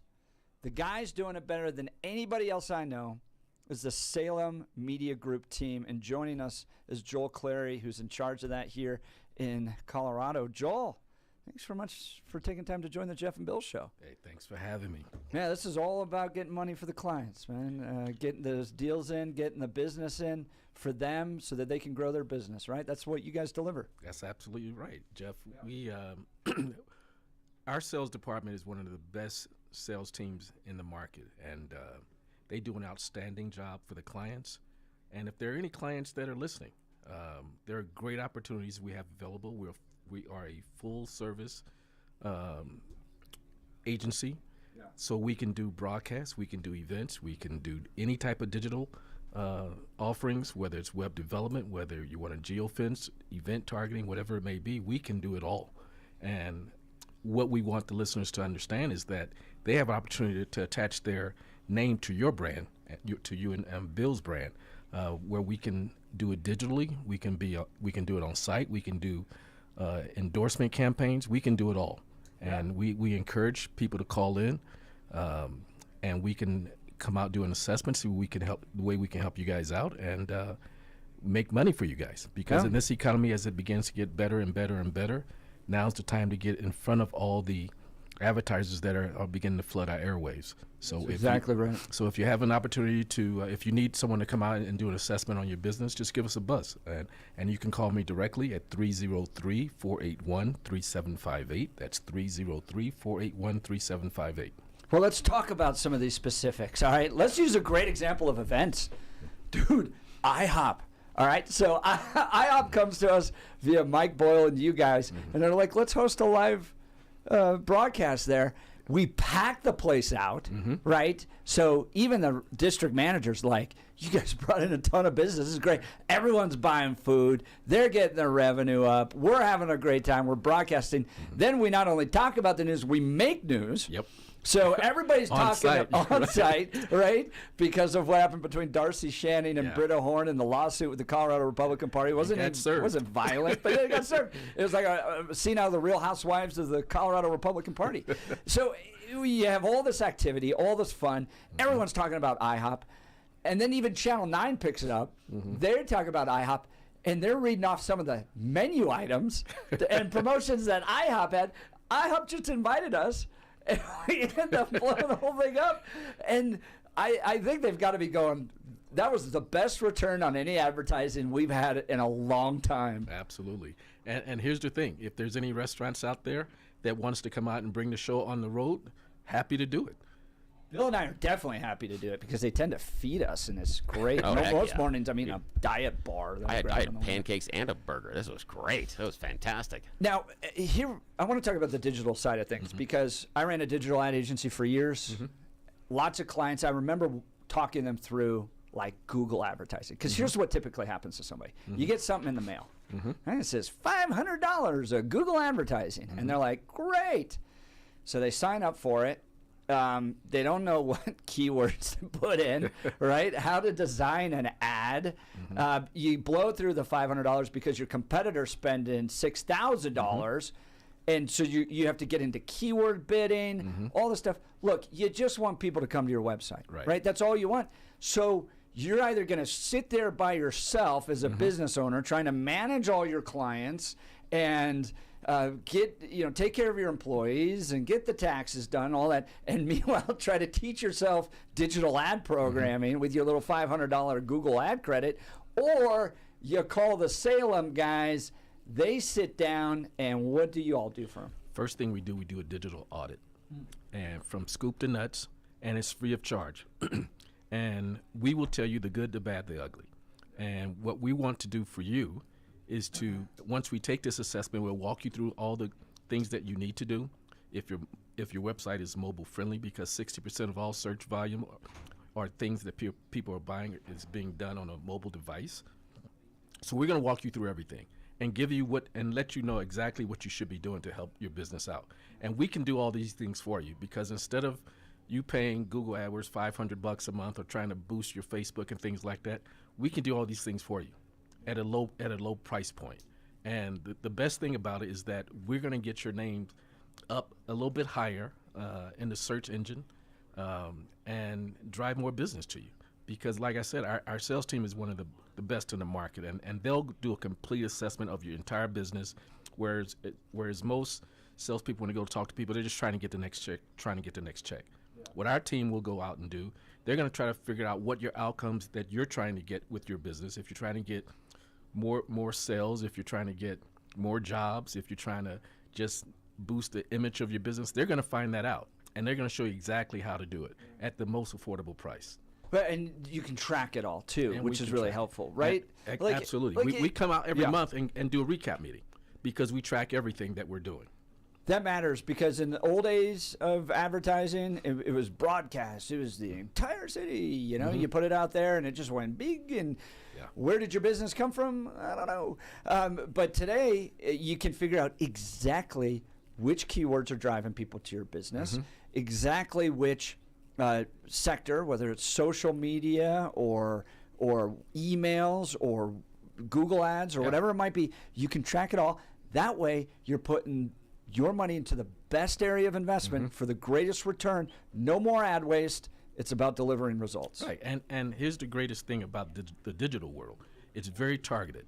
I can take, if you were trying to target a let's say it's a rodeo, and so you've got a department store that, like a big R stores, where you're trying to get all the people that went to that rodeo event. I can put an invisible fence around wherever that rodeo event is, deliver ads to everyone in there about all the things that big R stores may have. So, and then I can retarget them over the next 30, 60 days with another ad, tell them, hey, thanks for coming to the rodeo. Come, be sure to stop in the big R stores. We'll give you 20% off. So that's how cool the digital world is. It is so critical. I'm talking to Joel Clary. He runs our Salem the Salem Surround media division here in Colorado, helping small businesses, medium, big businesses achieve their marketing dreams. Look, guys, there's a wave coming. It's a good economy. We know it. We voted for it. That wave's going to be coming. You're either going to be responding late in the crest of that wave, trying to catch up to everybody else that's riding it and building their businesses. Look, you've suffered through a bad economy and Joe Biden long enough. That wave's coming. Get on the front end of it, and it's a no obligation, no cost analysis, right? You guys will sit down and talk with people and help them figure it out. They can then decide if it's the best way to move forward. Absolutely. Is that right, Joel? Absolutely. Yeah. Awesome. All right, so Joel Clary, give him the phone number again. 303-481-3758. That's 303-481-3758. I got one more question for you. The show is building. Man, is it building. Elon Musk commented on one of our jokes yesterday. Right? We were rated by Westward as the top talk radio show in Denver. I am now surpassing some Channel 9 anchors in my number of followers on X. Just wanted to point that out to Chris Vanderveen yesterday. So people are following us. We're building a movement.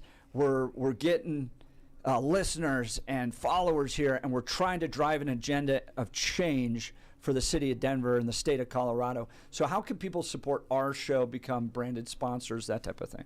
Well, if you give us a call, there's several ways how we can do this. They can be through an endorsement opportunity.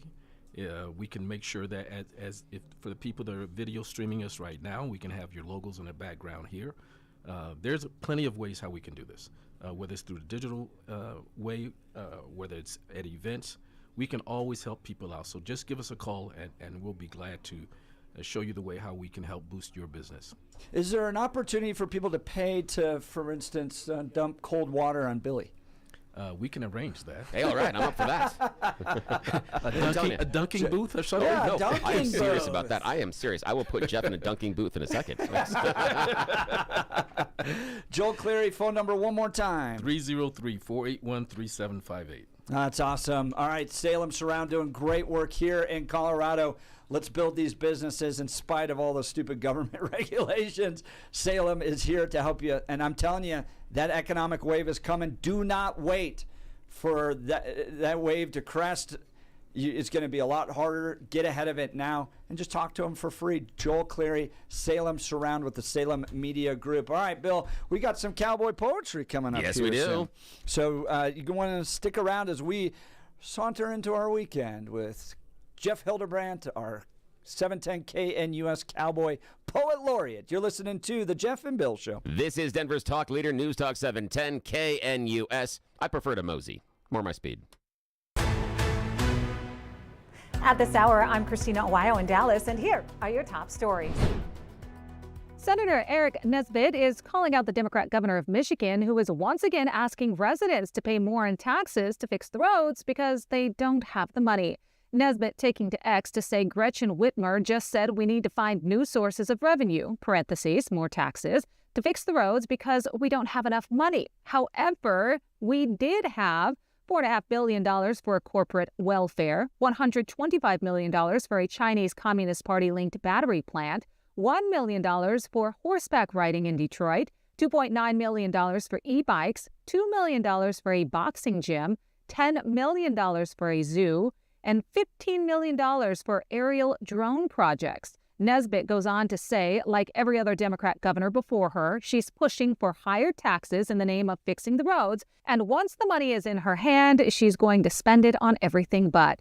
Whitmer campaigned on fixing the roads when running for office and has dubbed her new plan My Road Ahead plan, in which she plans on raising $1.6 billion in additional revenue by taxing trucking companies, saying they should, quote, pay their fair share to do business in Michigan, according to local media. Whitmer also wants to spend an additional $1.2 billion for roads, bridges, and transit that she'll get by raising taxes at the pump.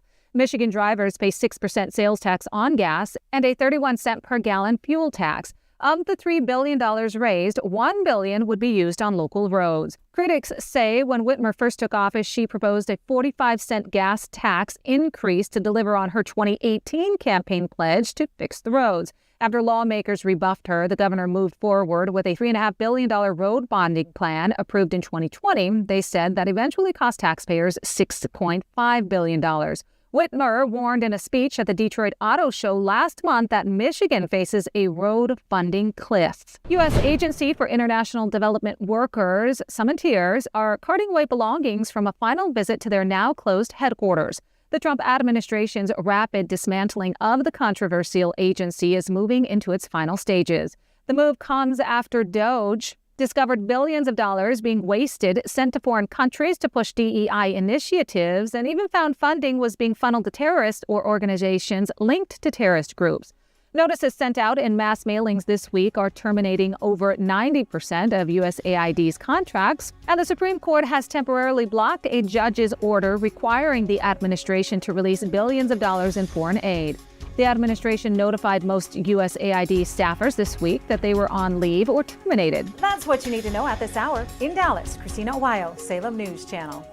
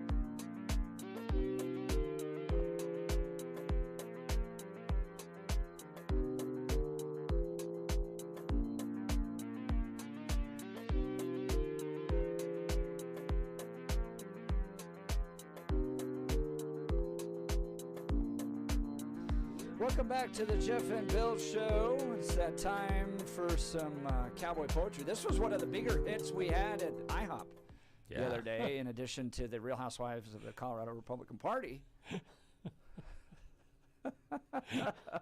That would be a good reality TV show. Yeah. Oh, yes, it would be. The only problem is you don't have anybody to script the reality show. That's true.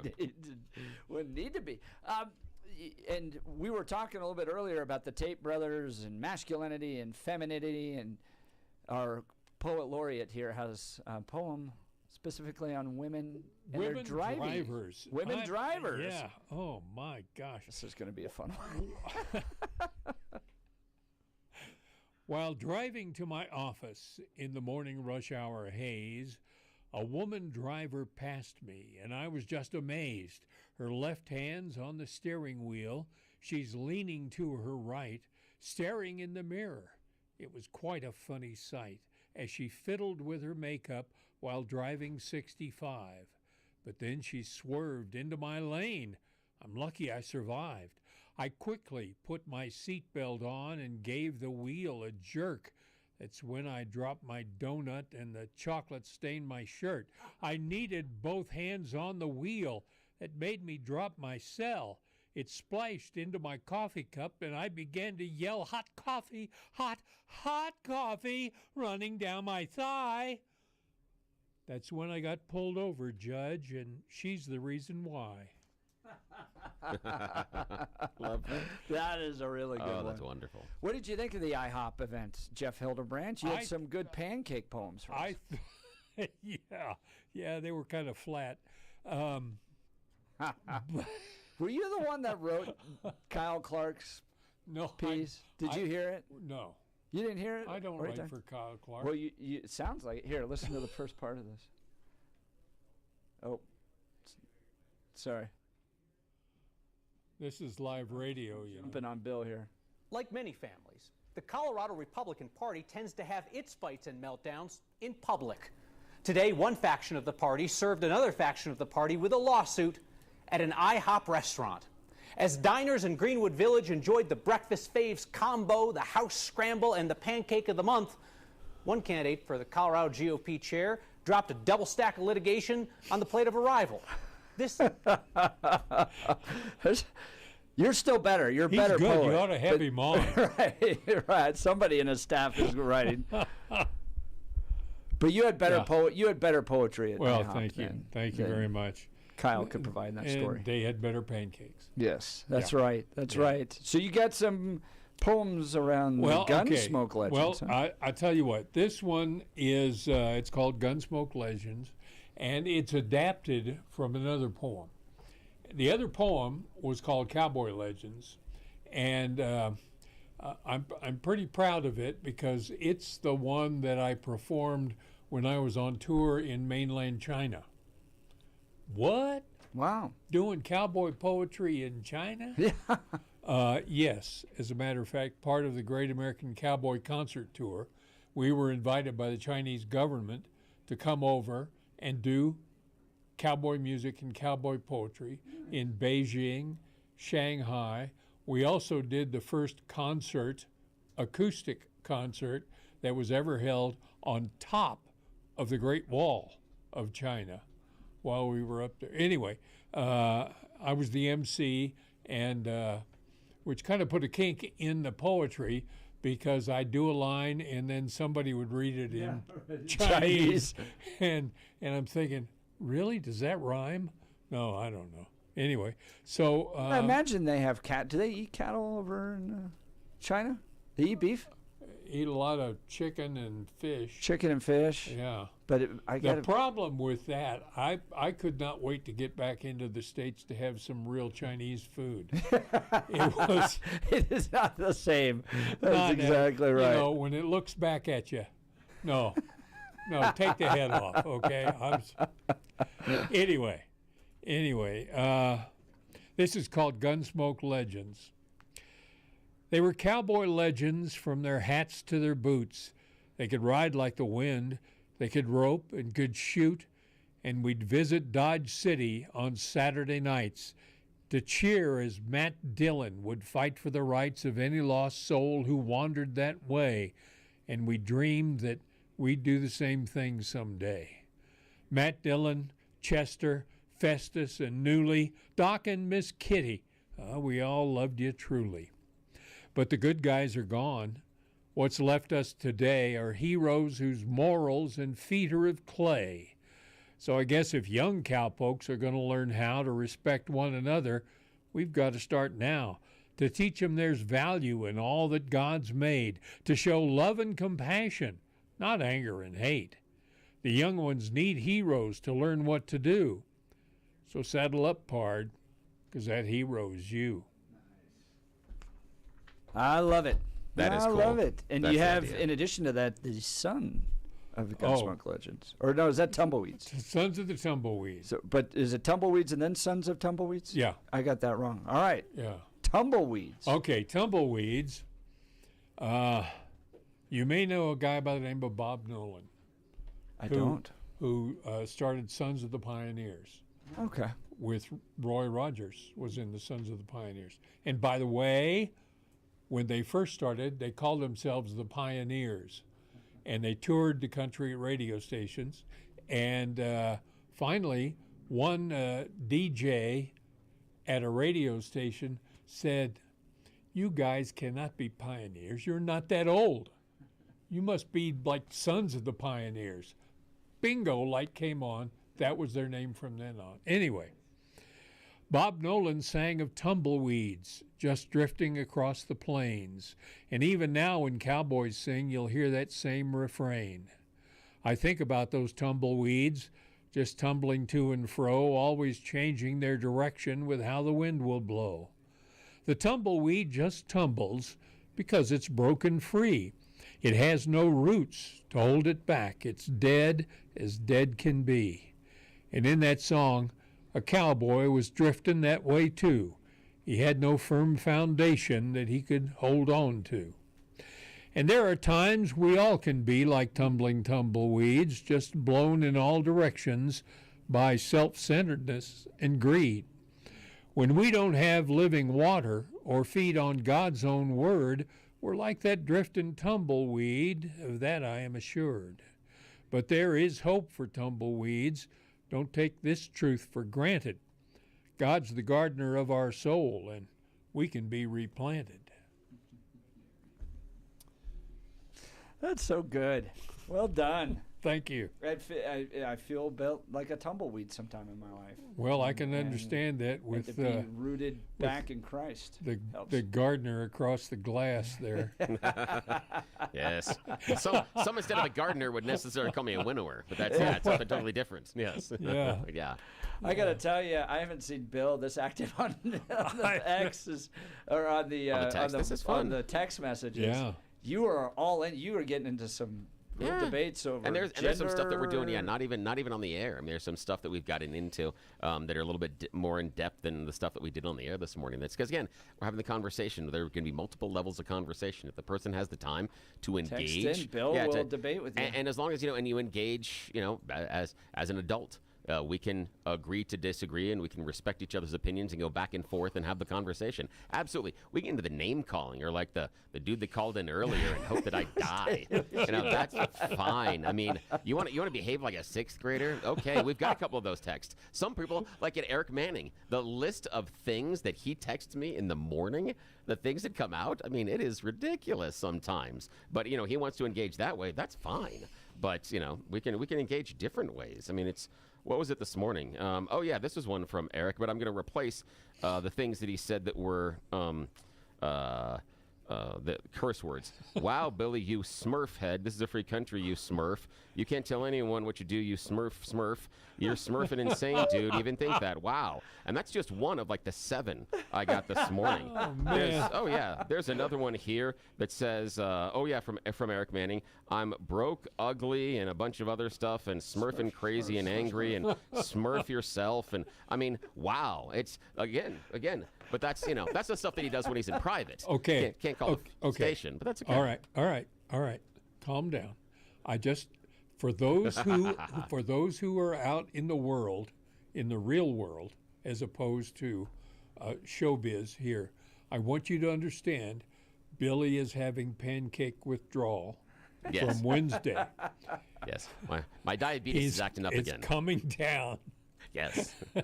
It happens like this. Somebody get him a popsicle. Yes, popsicle, some Skittles or something. Something. Oh, yeah. And I'm impressed by just the bouncing back between the English language that exists here, from Billy and Smurf with Eric Manning to well-versed poetry over here with Jeff Hildebrand. Exactly. Man, I tell you, whiplash. I know. It feels schizophrenic almost. It does. We have Hildebrand here doing beautiful poetry, calling us to the Word of God and our relationship with Jesus, and Billy reading the angry text. Yeah, and people calling me and saying they hope I die. That's, that's my morning. Well, Welcome to the Jeff and Bill show. Elon hid his identity when he called. Yes, he did.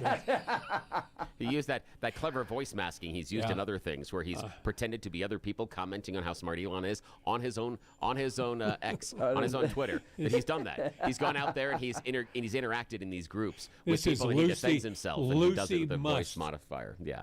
That is funny. All right, and then in addition to Tumbleweed, we have Son of Tumbleweed. Sons of the Tumbleweed. Now, this is about some local musicians. Somebody out there may know them.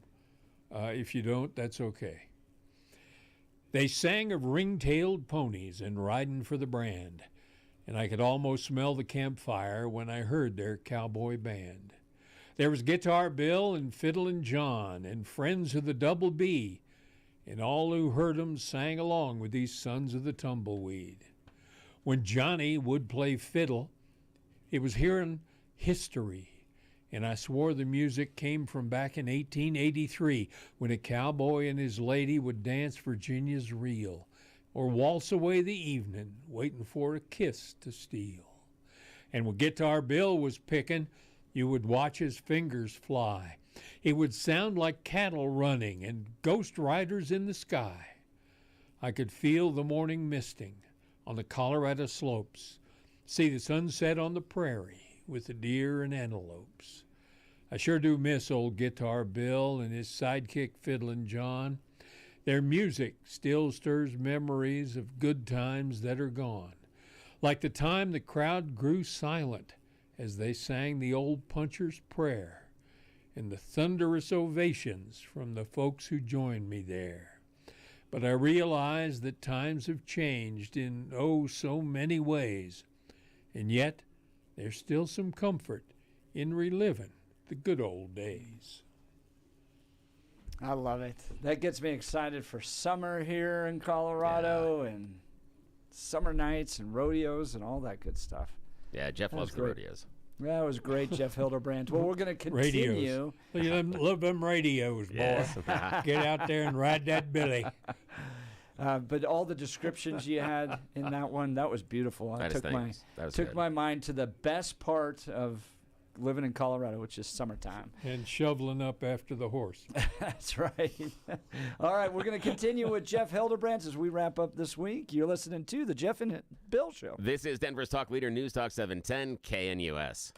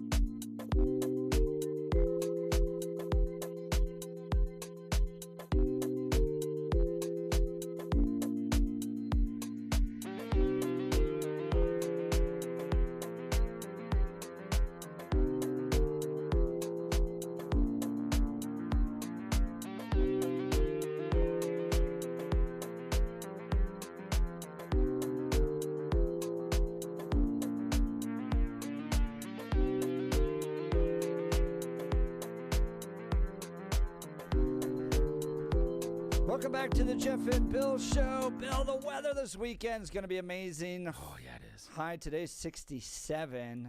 Tomorrow 65, 62. This is horse riding weather. Yes. You can get out on the horse.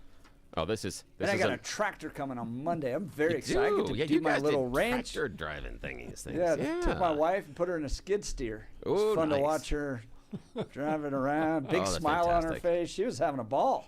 Oh, so that's great. coming Monday. We're going to be out on the horses this weekend, and we'll get the goats out and all that stuff. Man, this is great weather. I might even get the snakes outside. Let's go. Do you take them outside? Yeah. Absolutely. I mean, they love the interaction outside. And are you ever afraid they may just take off into a hole somewhere? This is silly. Okay, this is really weird. This is really weird, everybody. Okay, this is, and I admit this is strange. There are times that when I'm doing some stuff outside, I have a it's a soft. It's actually a kitty playpen, not kids like little kids. Kittens like meow. Yeah, and it has a zip on the top, so it's self-enclosed, and it's a playpen for kittens when they're young. But I saw it on sale at the store, and I use it to take the snakes outside. Now, it was singly, but I'll put them, if I'm doing something outside, I'll take one of them out if they're active, etc., and I'll just put them in there, zip it, and put some stuff in there, and let them run around and be outside, and I know they can't go anywhere.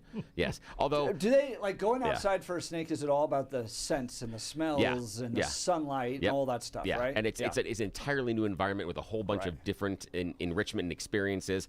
And although I might have had some of my neighbors look at me, because sometimes I'll take the snakes on a walk with me with the dog, where I'll just have one of them around my arm as I'm going through the neighborhood. Nice. And depending on the size, depends on the looks I get, because some of them are 5 feet, some of them are like 2 feet. So it depends on which one I've got. It depends on how far I get a berth of people walking around me and not being near me, which sometimes is a positive. Wait, you wrap the snake around your arm? Oh yeah, it'll stay on my arm. You don't have a snake leash? I when tried. I tried, but it doesn't go as fast as the dog. The pink snake can't act as a leash? No, it can't. For the other snakes? I know, no. I was surprised as you are. I thought it would work that way, but no. Found out, no, it didn't. We tried. I tried the little leash. It didn't go well. So that's the problem. Well, joining us as we saunter into this weekend is Jeff Hildebrandt, Cowboy Poet Laureate. And he was at IHOP, literally a standing ovation for some of those poems you were providing. No, they were waiting in line for the pancakes. Or standing up to stretch after eating the pancakes. You've got a few more to take us into the weekend, sir. Excuse me. Okay. So here's for this weekend. You heard what Jeff's going to do. He's going to go out and milk his tractor. No, what did you say? You're going to ride your tractor and ride the horse, and it's going to be just swell. Well, for the rest of us, it's time to discover your inner cowboy. There's a picture on his office wall of a cowboy who's standing tall with a saddle pony grazing by his side.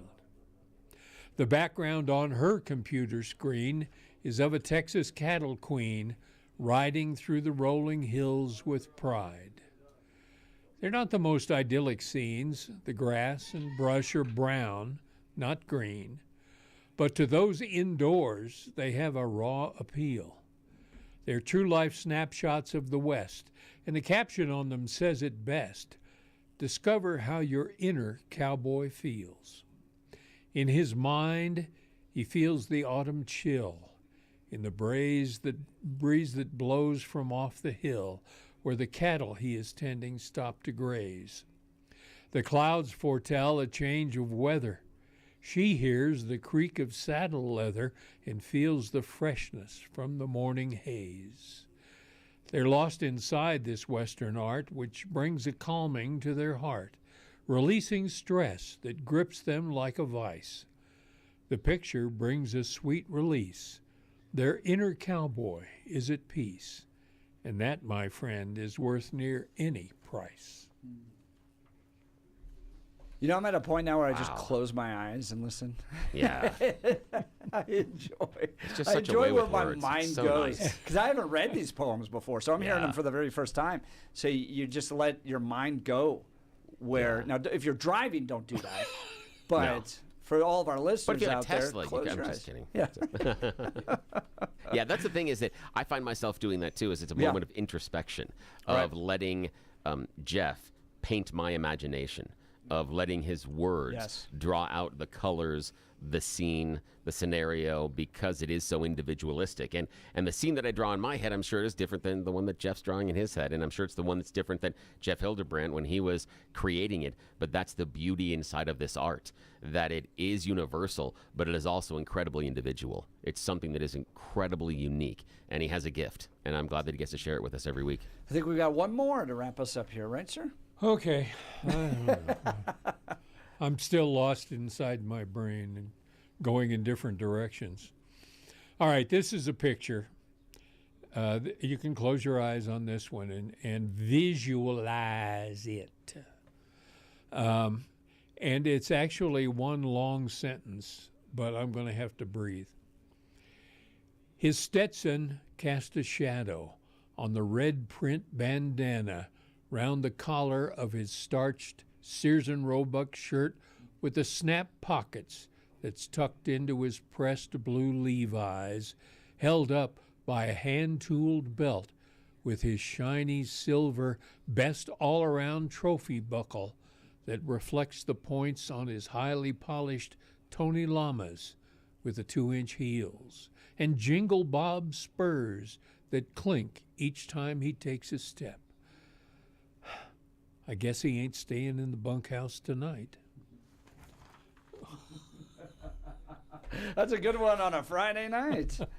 I love it. That's great. Jeff Hildebrandt, where can people get your poetry, sir? If they come to the parking lot out here, I have a bag of books.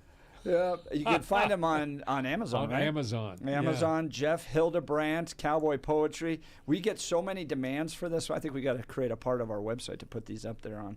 But thank you, sir. I need to call the guy that was in here before. And Joel Clary. Digital, I'll do digitally. That's exactly right. Digitize. It's been a wild week. I want to thank all of our listeners for tuning in with us. Thank you, Jeff Hildebrandt, for taking us into the weekend. If you missed any of it, including the notorious IHOP broadcast, go to 710knus.com. You can download the podcast there. Bill, you think we're going to see any big Epstein announcements today? No. I'm kind of with you on this one, dude. Nope, no way, no how, Yesterday was a little bit of a rough day for the PR operation. The issue is this. If they felt they could release it, if they felt that the list wasn't going to be an earthquake, we'd have it. Yep.